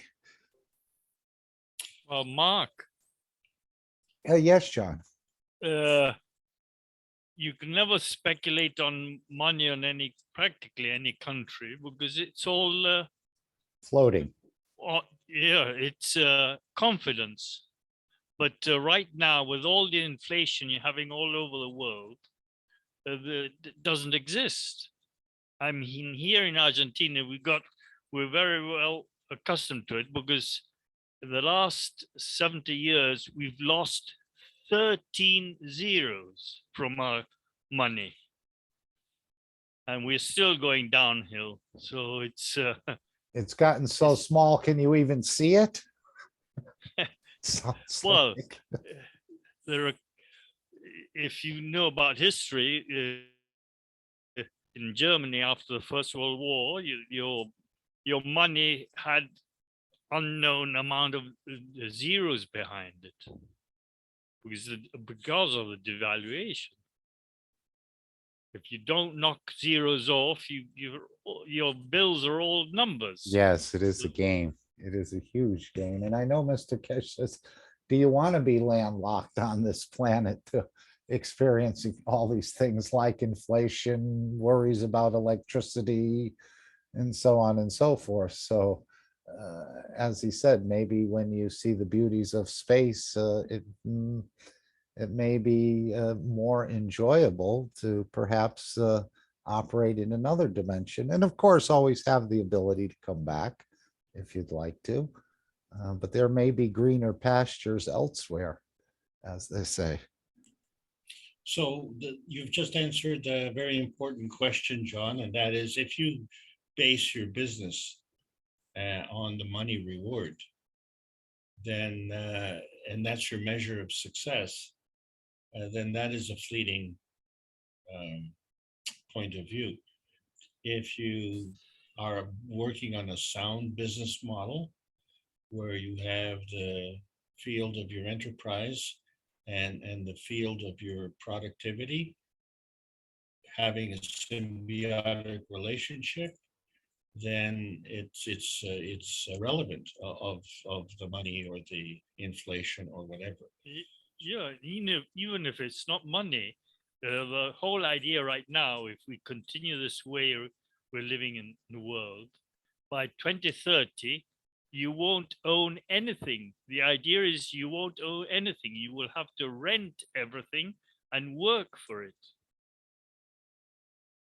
I'm going to step That's a away big just idea for between- a minute. I'll be right back. 1 minute. Just going to let the kitty Yeah, go out and that's a- explore the world. Well, John, I don't even really want to get into Yeah, no, that I know, kind of yeah. aspect of it, yeah, it's because ridiculous. what I'm trying to do is I'm trying to show what it means, our social operation on Earth space, what it means from a plasmatic perspective, because we're seeing the individual components. So you identified a few things, causes and effects and stuff like that. But what we need to look at is the field force that's behind it. So in simplistic terms, and today we're talking about the most simplistic of all, which is the currency. So the driving force behind that would be you as the business owner, and the desire for profit. And so in the most simplistic form, that would become your goal. But is that fulfilling? In other words, does that fulfill the purpose for you to be here? So you are a manufacturer of a widget. Is that the purpose of your life? Or you have a carpentry business. So your existential reason for being is to be a carpenter. Is that the answer? Or, you know, you have a mine. Is that the purpose? Is that why you came here, to be a miner? And or to own a mine, whatever, just to mine for gold or copper or oil or whatever? Is that the purpose of your life? And so if you dumb it down to your basics, that, you know, that's what I want, and the money is my measuring stick of my reward, and that's what you have. And then you find, well, gee whiz, on the way home, you got robbed. Or you went on a holiday and you came home and you found that, you know, your place was broken into. Or, you know, you have an accident and, you know, you've got all this money and then you can't walk. And then all of a sudden, somebody comes to you and says, well, you know what, we have this universal enhancement unit, and maybe, you know, in a few days you'll be able to walk again. So if you are short-sighted in your goals, and if you don't take enough into account, then you'll miss the whole boat. And there are people who will, you know, sacrifice life and limb for money. And let's face it, that's a bad deal. What do you think, John? Yeah, well, I was multitasking. I'm answering a question put up here on the chat. He's answering two questions at the same, trying to answer two questions at the Well, same you Yeah. time. see, that is in a plasmatic condition because I can't see it. Yeah, exactly. Beautiful. Would you like, Jefferson has put the Keshe Coin Foundation in the chat here. Would you like me to play it, Alex? Just for others who may see in the future this broadcast? So, yeah, just before you go on that, I just want to make one comment. And that is to say that the coin is based on the Keshe technology and the reason for being. So that's as tangible and solid as it can get. Yes, and Go ahead. apparently some banking agreements have already been made by the European Union, I think, and the Keshe Foundation. He said they're fully approved, I think, as at some point to bring this out into the more into the public or something. And maybe that speculation and the devaluations and the, you know, all this stuff with currency will sort of level out in a way. So right now it's premature to make any firm announcements because the whole world is in a state of turmoil right now. Mhm. And we need to, we're all undergoing an existential crisis right now. So we need to sort it out. We need to go from that singular viewpoint into the plasmatic viewpoint. And that pretty well describes our immediate objectives.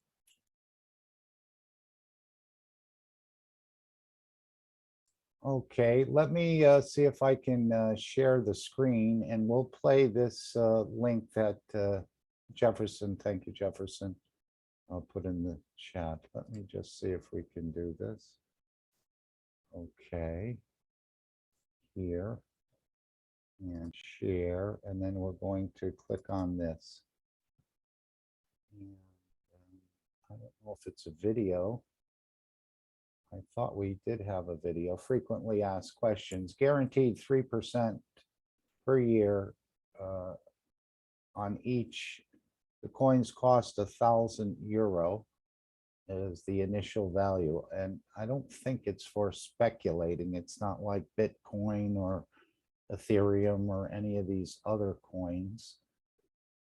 How many coins are in the public? 1 million coins were received as a gift to the Keshe Foundation. We are offering the amount to the public for fixed initial donation valued at the current price of €1,000 per one cash coin. The amount can be adjusted if it moves up according to the market value. So maybe there is some upward, I don't think it will go down, but there is some upward potential. How can I reserve my cash coin? Please fill in and submit your information on the form at the bottom of the page. Include the amount of cash coin you have donated for and send us the details of the donation transfer. And I think you can donate via Keshe Foundation. You can donate directly to the Keshe Foundation Bank, which is the Stitching the Keshe Foundation, and here is the address. So all of this can be found on the website. Do I receive an invoice after transaction is confirmed? No, the coin is obtained via donation. There will be no invoice issued, just a donation acknowledgement. What is the donation value for the Keshe coin? One Keshe coin, value €1,000. The amount can be adjusted if it moves. Okay. Is my Keshe coin, I know at one point he said that we would have the coin in the pocket and you would sort of just show that coin and I guess you would be allowed to, they would know you're a very sincere and a vetted person and you would have a lot of access to different things. Let's see what this says. Is the Keshe coin physical? For the beginning, the Keshe coin will be issued only in electronic format after the pre-ordering period. And I know anyone in the defense industry, anything like that is prohibited, and the entire Belgium nation is also prohibited from participating in the Keshe coin, at least at this point. Let's see who's eligible. If you or your immediate family do not work within the military defense sector, you are eligible to apply for the Keshe coin. If you are not a Belgian citizen, you are eligible to apply for the Keshe coin.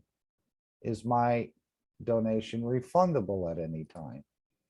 Because everyone seems to be moving into this coin business here. Is my donation refundable? The refund of submitted donation for Keshe coin can be returned to your account only via Keshe Bank after its establishment. Okay. I think it has been established, but it's not anywhere in full operation. What is the limit? There's no maximum limit. The Keshe coin unit is one piece and will not be offered in fractions.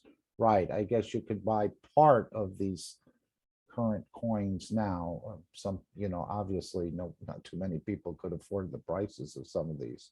Also, they have dropped down, but still you can buy fractions of the coin, but not with the Keshe coin.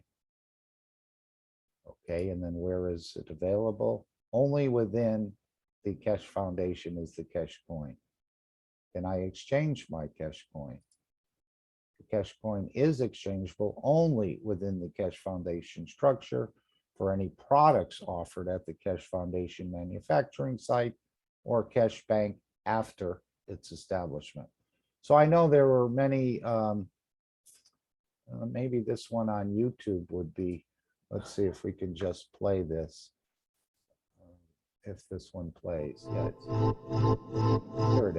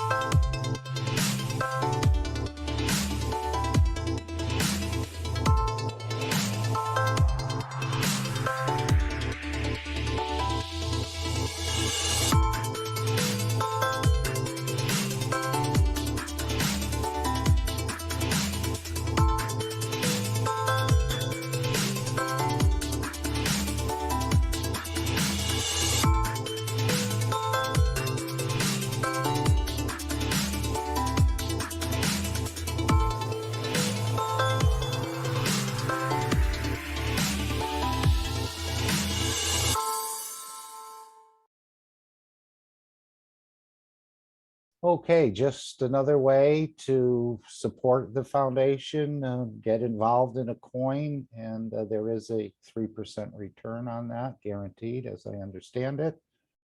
But you will not be able to refund it until the bank has actually been set up. But you can use it in exchange for any products or services offered by the Keshe Foundation. So I would imagine that would be the flight system, any of the products you find in the store, mobile flight, and so on. Thank you for providing those links to us.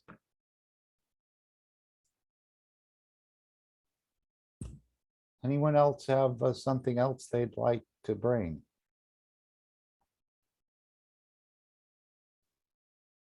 Or ask a question, or share some knowledge, or open a different topic up.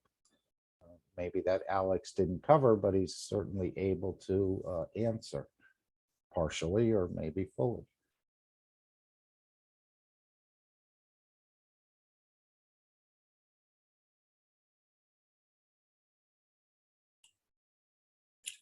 So Mark, that's a great meeting today. I just want to take this opportunity to thank everyone for allowing me to make this presentation.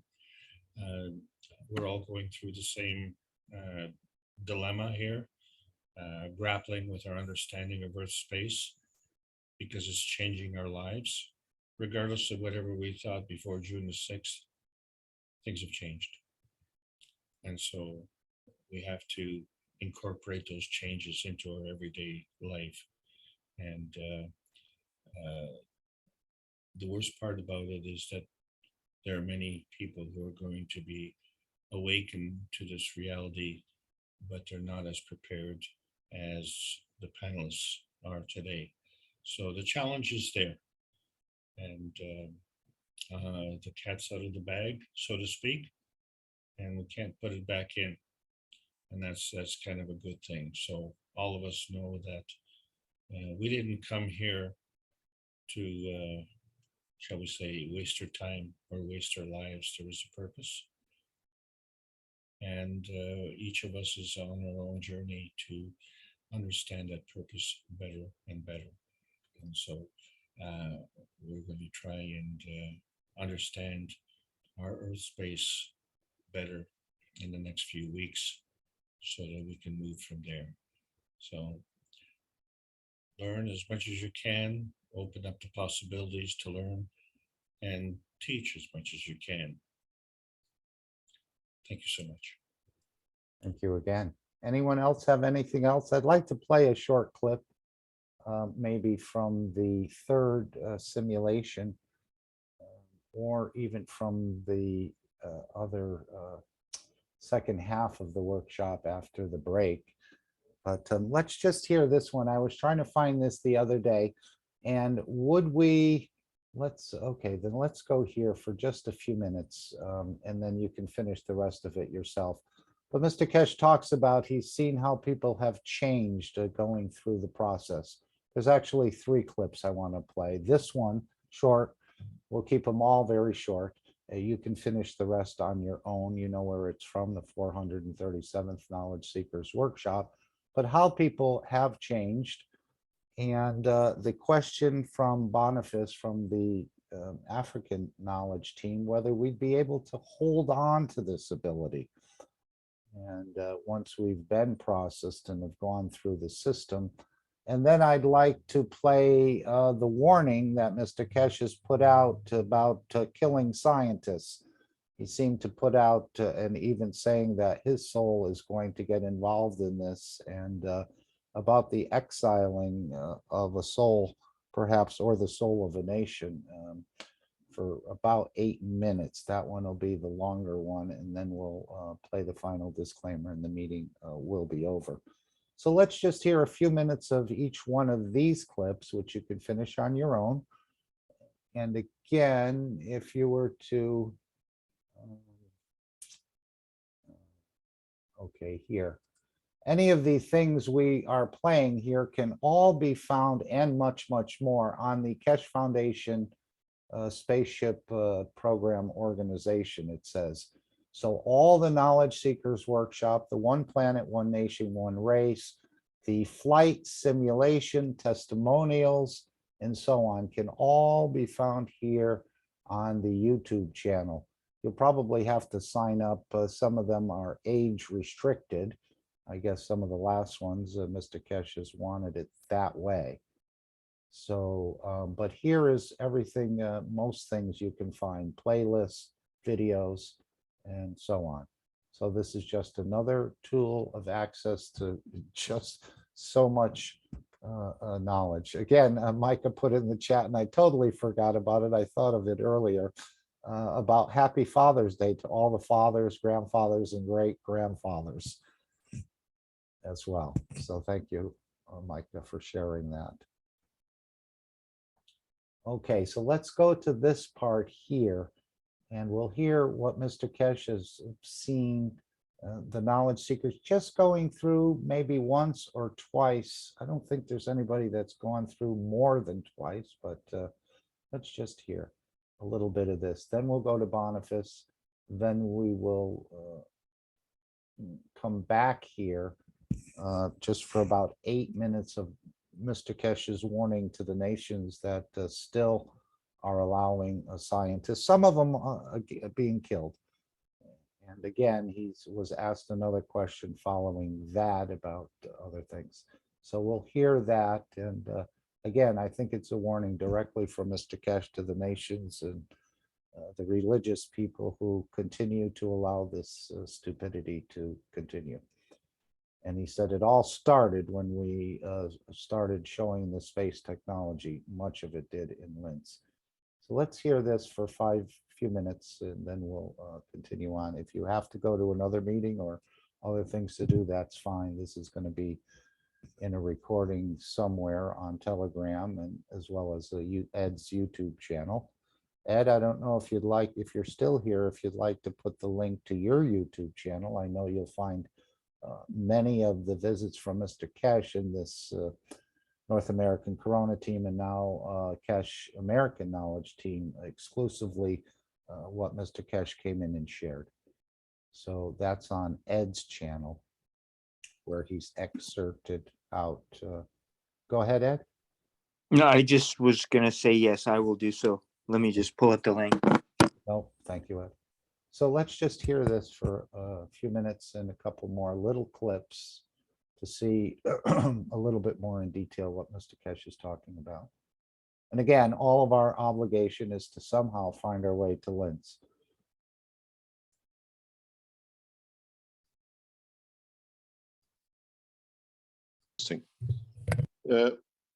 People who go through this process of what we call getting to know themselves better, understanding that they can allow the soul to take over and see things, we learn new ways of living. We learn an amazing process of communication. You cannot eavesdrop, but you can become aware of. It's a big difference. I want to go, I'm in beautiful city of Vienna. I want to go to London to see my son with my soul.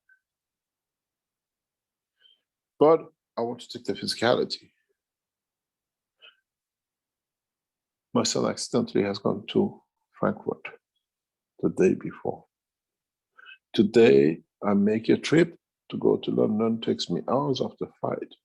But now, if you understand the possibilities and capabilities of the soul, my soul will get in touch with the soul. Are you home? Daddy wants to come home to see you. Then I take the physicality. Maybe I still take a plane, but I'm aware that he's there when I get there. When you stand in front of your daughter-in-law, you don't need to say anything because mouth speaks, as a lot of our people talk, but you see the soul, you know the true intention. And would you still say, hello, darling, how are you? Says, thank you very much. I know what you're thinking. I'm going back. You don't want me here for dinner. Or I know you enjoy me. I bought something for the grandchild. We all enjoy it together. The element of lies, which a lot of mankind do, and they accuse others to be the liars, will go out of the equation. And we see that in the machine. We see that clearly in our system. And very interesting is how many of us, when we go through the system, will change when we come out of it. I've seen a few people. They totally change. They change in a way that they see more. They don't change that become this and that. They change that they see new possibilities. They change that they see new horizon. And they change in a beautiful way to themselves. And a couple of them I've seen, I tell them, go on live, and in a few weeks' time, come back. When we invite you to come back by the foundation, we don't pay for the sessions and coming back. I heard a couple of doctors saying, oh, Mr. Keshe is invited us back. We know who we invite back, unless you heard from us directly. We haven't. We know why, the reason we invite people back. Because we want to extend. We want to understand more. I invite people to come back, like the team of doctors that are invited back, because them understanding, they can help the patients with the new knowledge. And others the same. You don't need to be a doctor. Try to come to understand the totality. The totality is you and nothing else. And enjoy. I'm really looking forward to next week Italian party and see how many of them got dragged back from the moon, Mars, and other places, and how many of them were locked on the land. We allow you to a certain limit of the freedom in the control room, in the flight. We provide you with a chair and a table that you can wine and dine. And we want to see how many of you will go through the process. How many of you don't go through the process? It's another, what I call Italian party on the beach. Do not bring any stereo system that it can electronically interfere with us. Bring your guitar. Bring, what we call, they want to bring a dog. Why not? We'll see, but we have to approve the dog because we have limitations and we have to do a lot of things. Watch. Bring your cat, bring some flowers. Let's see how they behave, how they will go through it. And would the dog go crazy with the noise of the interaction of the fields of the system, or go to sleep because it's what the soul is used to? We are here to learn. And the international interaction on 29th will be amazing when we put the French, the Italians, and the Germans all in and see what comes out of this and how will the citizens of the man and the soul level interact. And as Stefania, as the first member of the Universal Council, will go through the system on Tuesday. We'll see what it is. The following Monday, we have another member of the Universal Council with us going through the system, and we start seeing how we connect to the rest of the community of the languages. And we prepare ourselves for a lot of good things. Our system will not be fully operational as we're changing and hackling, and systems, some places fail due to interaction of the fields, some due to interaction of the, what we call communication of the fields. Hopefully in the next 3-4 weeks we'll be ready to test the physical flight and see what happens. One of our teams called the family, said they're going to be there at that time. They couldn't make it because they were trying to see. So we make these things possible. Very much like olden days when we used to go to Africa, even in Europe, you used to book a time to talk to the family. and you had to go to the telephone office so many hours before, sit in the queue that they can connect, and you send the letter weeks before to the family, such a day I'm going to be there to make a call, you'll be there at the telephone as well.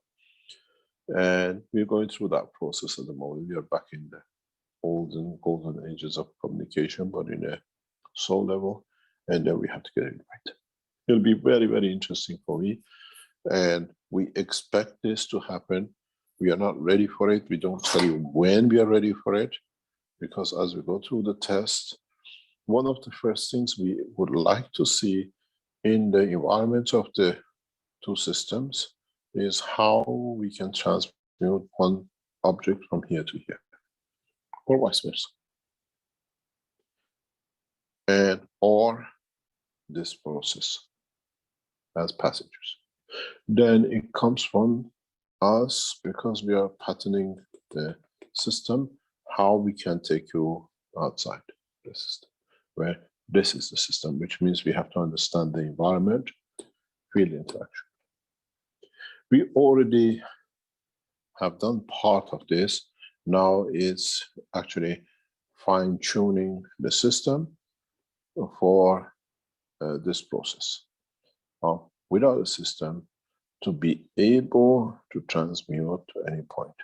I think this is about 6 months to a year out for us. But the development is very rapid. What we saw, because we changed one of the systems slightly, we are adding other things. We made adjustment to some systems since we opened up. We see more and more in that direction of the world. And it was beautiful to see a number of scientists, doctors, and highly qualified people in the world of science to go through this in past 4 sessions. And you'll see some of them tonight when they tell you what they did and how they did. And please, I explain again, we respect you as the citizens of Belgium. Do not try to find a way to get in, because even if you get in, the system knows exactly how to not let you to go anywhere. And our wish is the way it is, and will stay that way. Come in, and hopefully we'll have a full party reporting when they come out of it. There'll be no video recording or recording inside, and we'll see how the process will be. And maybe during the party, we will go live session on the, what we call the Keshe Foundation Zoom channel, for people to ask questions live from people who are in the process or in the session. I have to warn you very strongly that never leave the room unless you have gone through the full process of what I call decontamination. When you come in, you go through this way, and when you come out, you go through this way. Don't jump. Because what happens when you come out, you're totally blank in what you had before. Okay, I'll stop it here. I just wanted to get to that part because the video we saw earlier where the one Ed had made about walking through the sand, perhaps on the moon or Mars, you may pick up some energy package there. And that's what he's saying here. Do not leave the room before you've been decontaminated. So if you're walking on the moon, you're walking on the Mars, you're in another place in the universe, you can easily pick up energy packages that could be detrimental, if I understand what he's saying correctly. So do not leave the room until you've been decontaminated. And again, this I think is what he's referring to, because we saw that in the video earlier that we played that Ed had put together with some of Leanna's voiceover.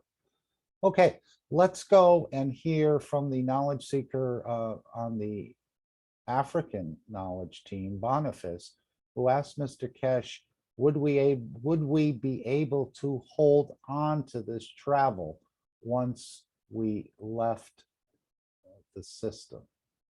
And that is in the third simulation event. And I'll just back it up a couple seconds and hopefully it'll start. We'll just take a few more minutes here and then one more back to the where we just were, but a little farther ahead, about the warning Mr. Keshe gave about scientists. We call it yes, and then we see what will come from it and what will learn from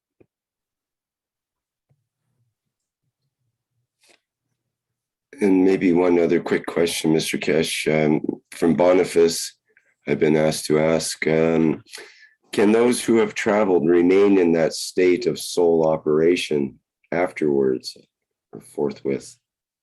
We can allow it, yes. If we allow it, yes.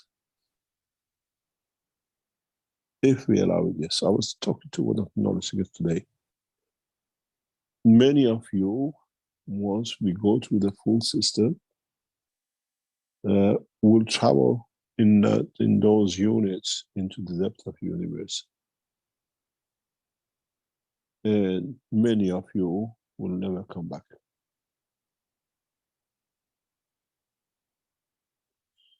We are not giving you an escape route. We are giving you a way to become part of the universal community. It's like you live in a village and you go to the city, you never go back to the village you came from because the life is different. These are not portals. These are the way the universe is created. Would we see in the long run creatures coming back through the system to us? Quite 100% possible. We don't disappear things. We allow the soul to take its place, but we have a connection for it because we can call upon it to come back. You cannot leave the physicality behind. You take the soul, but we learn a lot. A lot of us will learn. We become passengers of the universe. We have become passengers of the universe as of 2 weeks ago. We're just putting our toes in the water to see what we are. We expect when the system completes, any man can go anywhere. Not just on Earth, beyond. You travel the depths of the universe. There are some recordings that they tell you. They're amongst others and they feel it's so interesting. Family, because that's where they came from. As I said in the teaching today. This is exciting times, but in a way, we have to create a condition for it to be done for man to go. We've seen it, we call it a perfection. The woman with shingles, would she ever get rid of it? Was that a wish to do it? We've seen other people, they come and go into the universe. We've seen profound changes in some people. They say we need time even to digest what we've been through. This is the travel in the dimension of the universe and not in the tool of the man with rocket cars and others. But the beauty of it is, now you have a choice. You can still get in the car, enjoy your child in the back seat, enjoy the wind, getting through the car, enjoy the beauty of the sunshine with the roof open or walking on the street. And now you have an option. This is your earthly life. You can park the car, you choose, and travel the depth of the universe and come back.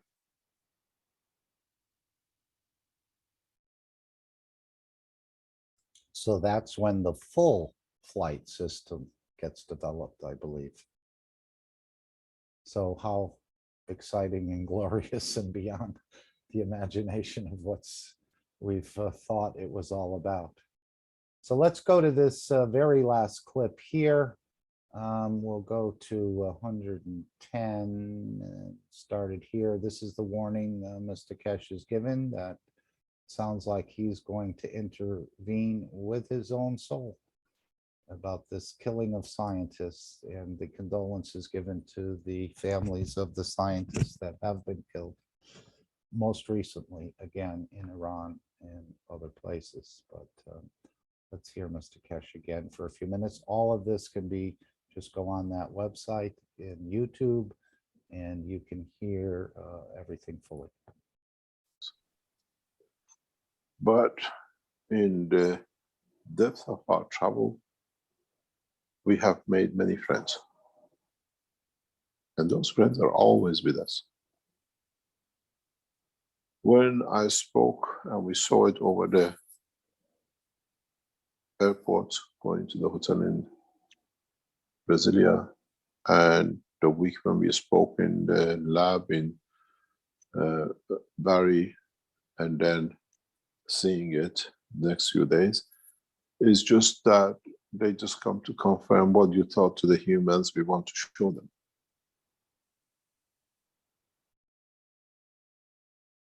So these were these circles sort of around the sun, or spacecraft, as he said, in Brasilia. Barry Jalal showed one earlier, and these are just to confirm that they've made a lot of friends in the universe and so on. And that's just another confirmation. Let's just continue this for a few more minutes, maybe about 8 minutes, where Mr. Keshe goes into a little depth about these scientists. It's very much the way the relationship goes between my work and the Iranian defense technology in space. In the past 3 weeks, with the heinous crimes of some nations, 4 of the leading Iranian space scientists have been murdered.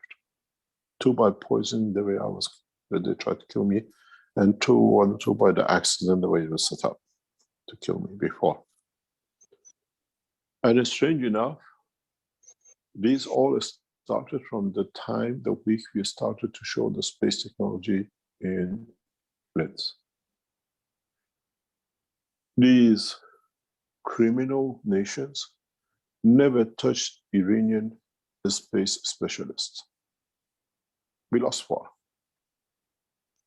by murder. And on my soul will take and we show that the end of the nations has come.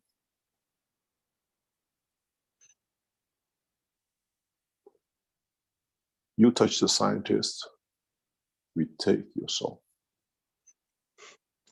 And we take the soul of the nation.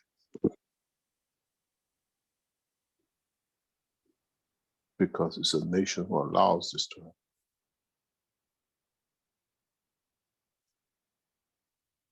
happen. And it's very, very strange. Iran has lost some of its leading space scientists, very young doctors in their early 30s.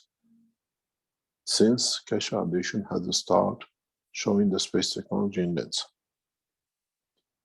Never ever a space scientists have been murdered, except in China, in the hand of the Belgians in 4 or 5 years ago.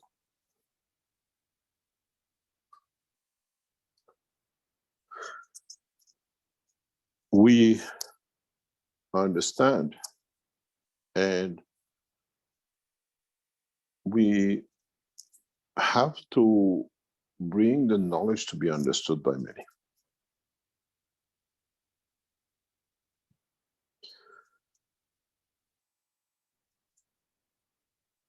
What would be nice is how well we become and we are aware of what is happening around us. When we see these conditions, when we see these interactions,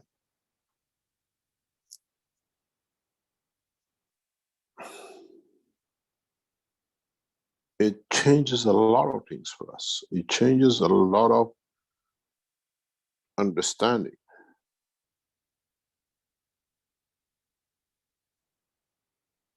It changes understanding of how far mankind can go in space development and how much man is ready to face the future.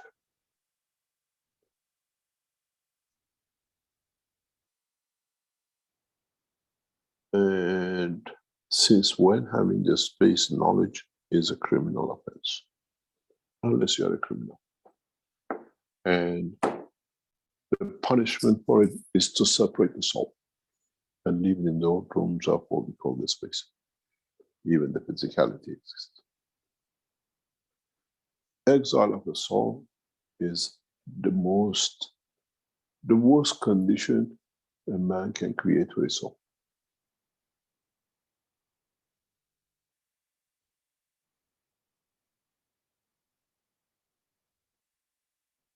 And we see it, and we see more of it, how it operates in the coming time. My deeper condolences to the Iranian families for their sons as a space scientist have been murdered in the past 2 weeks.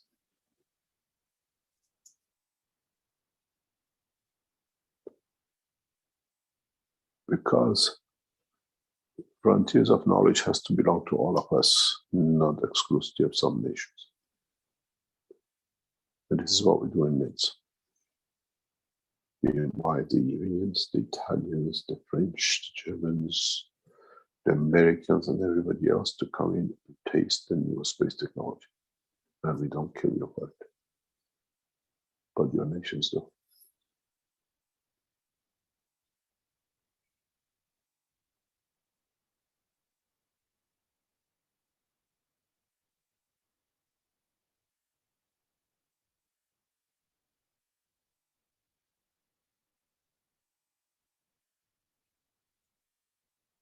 Up to now, they kill nuclear physicists. Now they kill plasma nuclear physicists, space specialists of Iran, which is a part of the Keshe American technology.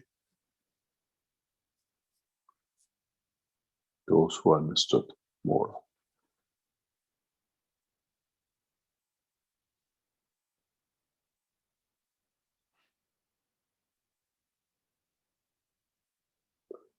Any other question?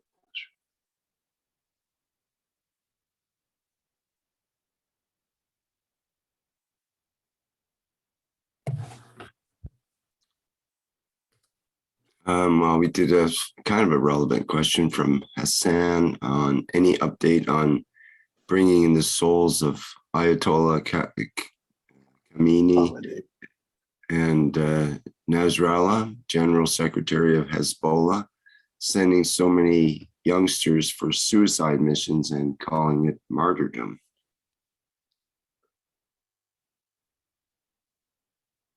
The stupidity doesn't finish with one or the other. Some is done by the governments and some done by the religious leaders. Does not stop. There's a time for it to change. We are waiting for a number of souls to arrive in the center, and then we know what to do with it.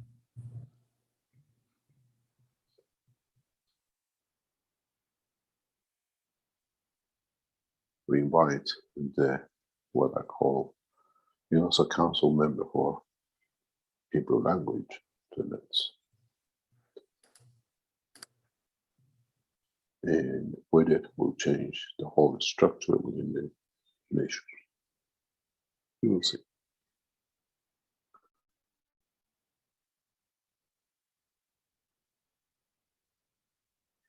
The new Universal Council for Farsi language will be with us in a very short time. Then it's time for us to reach the union leaders.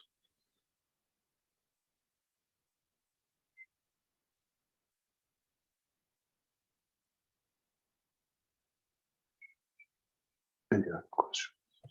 It was very interesting. One of our knowledge seekers, when he came, 2 or 3 we had up to now. as we are at the moment under the flood of the Germans coming in, 2 or 3 Germans, when they come out of the system, they tell us,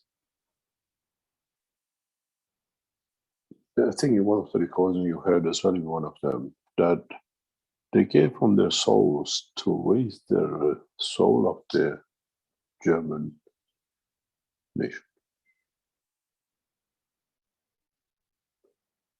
And we'll see the changes which come because of it. And we have to wait and see what comes in. You have to be of the same understanding to be able to create a condition.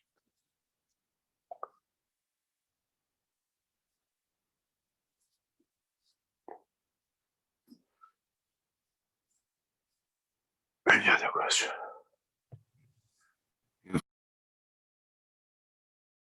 Okay, would anyone like to add anything? I think we'll start to see some changes once the souls that arrive in Linz are there, processed to return to their nation. We can all elevate the soul of our nations. They all seem to need it. America, the United States included in that as well. Okay, anyone else would like to add anything else? This is again a round table. Otherwise, I'm going to play anew tomorrow and then the final disclaimer and the meeting will close. So if you want to add something, please do it now. Salamia. Hi. Hi, Mark. Nice to hear from you. Thank you very much, Mr. Alex.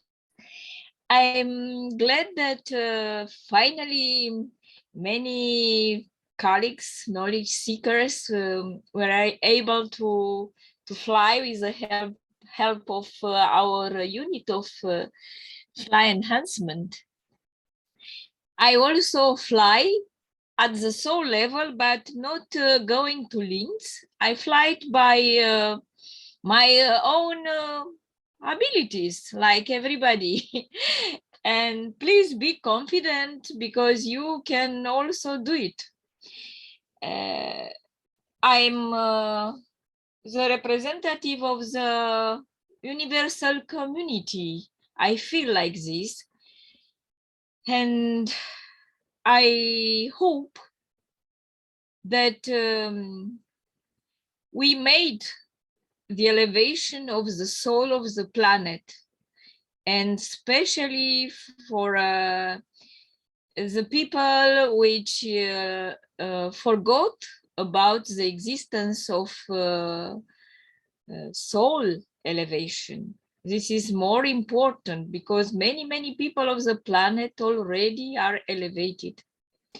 But we need to equilibrate all the levels and make the quantum shift.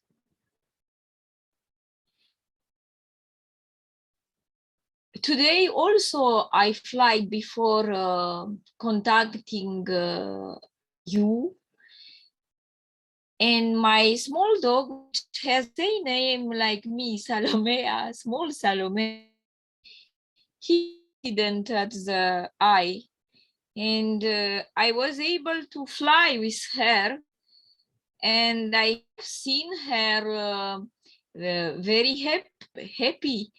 I have seen her physicality and jumping and laughing and enjoying. And when I come back, I see her doing the same.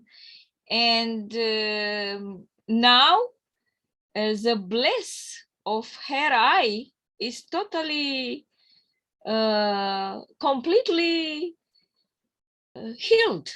It's amazing. I can't believe it. It's wonderful. I wanted to give you this news that we can use the fly to heal ourselves, our beloved one, and even the soul of humanity and of the universe, of the unicos, to elevate this. Why? Because only when we are in perfect peace with ourselves and with all beings from the unicos, homeostasis can happen, and we will be satisfied. We will feel the totality at the soul level, and we do not need anything material, because we realize that everything what is in this unicos, it's our, because we expand. We already expanded our soul, or the second consciousness, which is the soul of man. We expanded at the level of entire unicos. We already did it. We are this totality at the soul level, and totality means the creation and also the creator. So we are like the creator. We have to realize that we are a creator at the micro unicos level. We are in our interior level, our own creator. We have in our body much cells as much stars are in the unicos.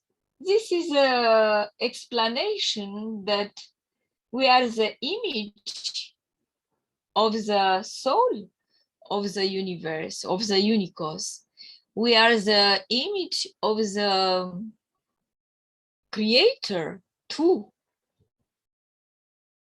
I mean, at the soul level. We are talking about the soul level, and our soul is a star. How many stars we have in the universe? We have neuron and cells in our bodies.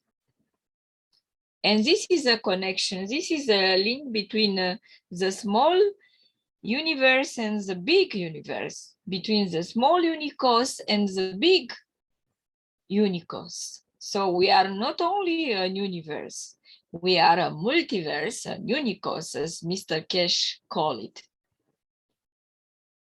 And we, all the human will have sustainable peace on Earth, on this blue planet, like it is in the universe and in the unicos. We are the only exception on this unicos concerning peace. It's time for elevation, humankind. Please be wise, be aware of your possibilities at the soul level. We are travelers of the unicos, so all we are citizens of the universe and of the unicos. In this, from this status, we are able to feel that we are a unity, that we are a totality, that we are an organism, we are a soul, and a physical body. Unicos is physical, but is also plasmatic, has fields which interacts, and these fields create plasma, and plasma creates all beings. mineral, vegetal, animal, human being, and other kinds of beings. So I'm so happy that Mr. Keshe achieved this. And by this unit, he is able to explain from a scientific level to all humankind the truth about our creation and the truth about our nature and about our capabilities and our full potential from the divine matrix. It's amazing. And I thanks from the bottom of my heart to all knowledge seekers which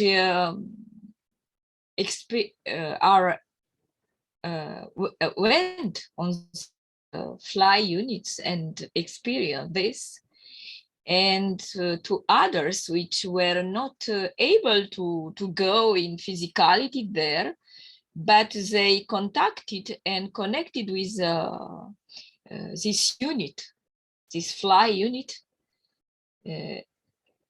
For some people is not so easy to do it. And when you do not have so material capabilities to fly and go in physicality there, you can connect from your house, you can connect from your country, from your city, and make this connection and bring all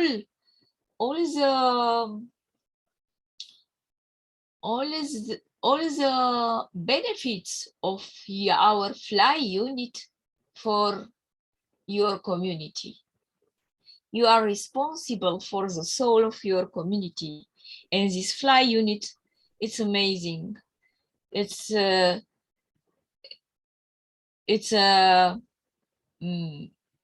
miracle, but is a scientific miracle. The result of research of 40 years of Mr. Keshe research, and also of knowledge seekers research. I hope that our scientific community will receive inspiration, and we will make better fly units from the passenger of the universe and of the Unicos in the future. Thank you very much. Thank you for sharing. I know none of us are here by coincidence or by accident. And Francine said she had to leave the meeting now, but she will tell her experiences next week. So thank you, Francine, and hopefully someone will remind us if I don't remember. Thank you, Salomia, for sharing so beautifully your experience. And again, it seems like, yes, everyone is having a little bit different experiences, again, depending on, I guess, what the soul would like to do or your wishes and so on. So as Mr. Keshe said, it's a soul elevation machine, it's a wish machine, and the physicality is balanced out at the same time, almost like a byproduct of being processed. And we're not talking about healing or health or any of those concerns, at least at the moment. Anyone else want to share something else before I play a new tomorrow and then the final disclaimer? And then we'll bring this meeting to an end.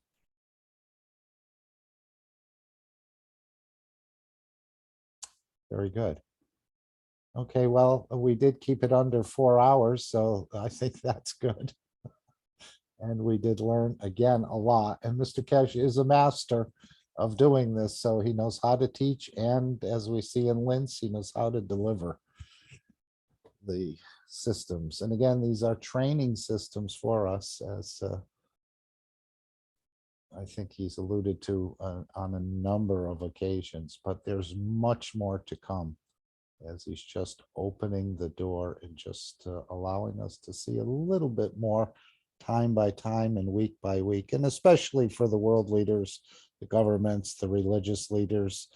He is probably, in a way, on the soul level, helping them to take off their sort of attitudes or their frocks or what have you. And there's a lot bigger process going on. So continue your elevation of Lintz and all the Keshe Foundation, the Universal Council, the International Atomic Agency, and so on. And we can radiate our fields all the time, not just at one time. Anyone else before we go to the final New Tomorrow, which again, another beautiful video.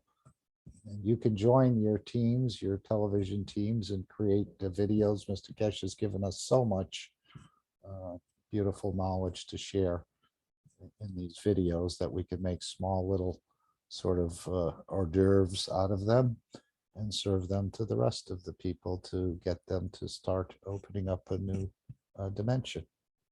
I think we'll see the governments announcing this technology in the probably in the nearer future. Hopefully, this is what we've all been waiting for. If no one has anything else, then we'll play the New Tomorrow from Lisa. The final disclaimer, then the meeting will end. Again, anyone else want to add anything? Are you ready but don't want to open your mic? Just feel free. No one's going to. We're just going to listen and believe what you say. We're not here to judge you. Okay. We'll go to the New Tomorrow and the final disclaimer, and the meeting will end. Hopefully this starts right on time. Just back that up. Thank you all.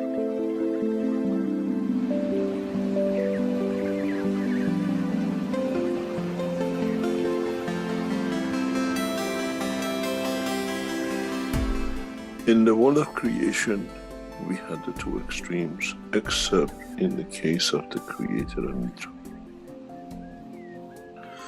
where we could never bring the functionality of the soul within the functionality of physicality. We had the physicality hidden within the soul, or soul within the physicality, or in conjunction of the two, one would never have the understanding of the totality, where we could transit but exist in both directions. With the new cycle, this is what Einstein said: when you turn one atom, the other atom changes. This new dimension will blow that field which commonly exists between all the cells of the universe into that position, which means all the created things, as a gift from the Creator in a way, become able to transmute between the two dimensions. There's a reason for this, and it's taken a long time for it to be done, and it has reached its pinnacle, and it will be completed. It's already in the process of being completed. Was to take from the essence of the soul of every created things of the time, beginning of time, an essence of the creation of the soul or the center, and create a new creature which carries all the essence of the created in the new soul, which can with it go from the soul of the Creator to the soul of physicality of Mitra. This is what the whole knowledge is. The Creator is the universe, and Mitra the dimension of physicality and its behavior towards the dimension of physicality. And with a new system, every creature in the universe will have the understanding of the capability to transmute between the two. This has a lot of implication for all races in the universe, because now they all become the same. In the coming time, we will see even change in the position of galaxies, position of universes. Many systems will move due to the changes which has been brought. Man doesn't have that knowledge as such to monitor, but But we'll have the knowledge to see, we'll have the time to see that with a new field, as we call it, a lot of things will move in the right position to keep that ability to change between the two. That you don't need to kill to keep the physicality going, you don't need to steal. And the soul does not need to be encaged or to escape, to be out on its own, to be able to confirm its existence. And this this process will complete very soon. That the whole of universal community will be able to have the benefit of the two, both in the dimension of energy or matter, which never existed. When we released the soul, we had to get rid of the physicality. You call it death. When we brought the soul, you had to give it the physicality, and you go through the dimension of the birth, and then you have the whole commotion of bringing the two. With a new system, both soul and the soul of physicality work together in the existence of dimension. We expect a massive change in the physical characteristics of human race in the coming century, because we change into the emotion of the physicality. The way, as I said many times, but many never understood, Indians and Pakistanis were the same, till one chose to take different kind of energy in the other one, and we see change of the feature.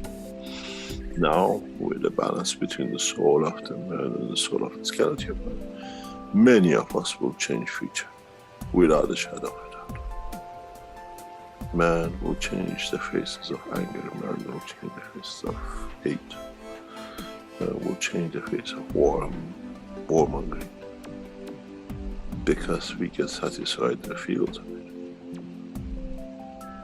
it. And this is part of what will be and what has already started, and the completion of will be the birth of Mitra. Physical completion of birth of Mitra in a physical dimension, not in myths. And then we have the soul of the Creator, which the two will complete the cycle. And then, as I said very recently to one of the knowledge seekers, then we'll see if Adam will eat from the apple of love and giving it. And then we'll see how humanity will change. And the whole creation will change.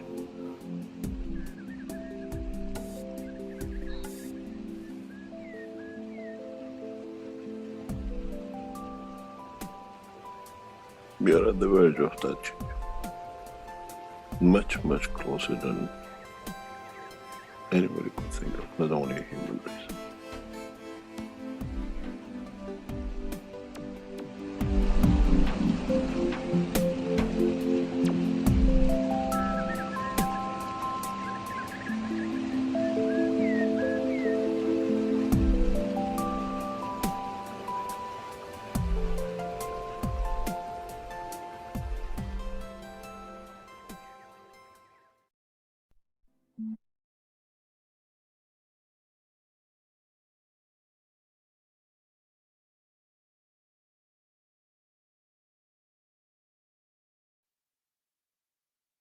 Disclaimer. The information and education material contained herein is meant to promote the general understanding and dialogue of GAN's processing.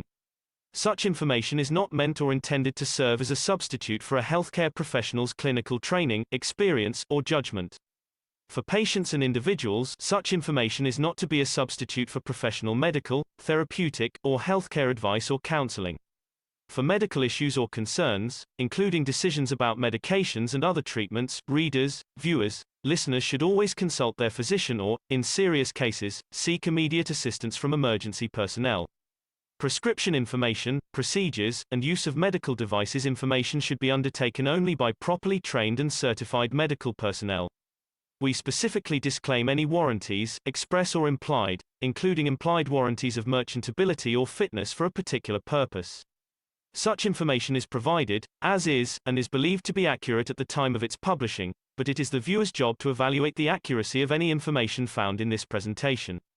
Every case presented is of their own experience, applied by themselves for themselves, and it applies to their case only. Every person experiencing health problems should seek professional medical advice and consult their course of treatment with a doctor. The processes of plasma balancing described herein are a natural process which supports the body but does not replace medical advice or therapies one is already subject to.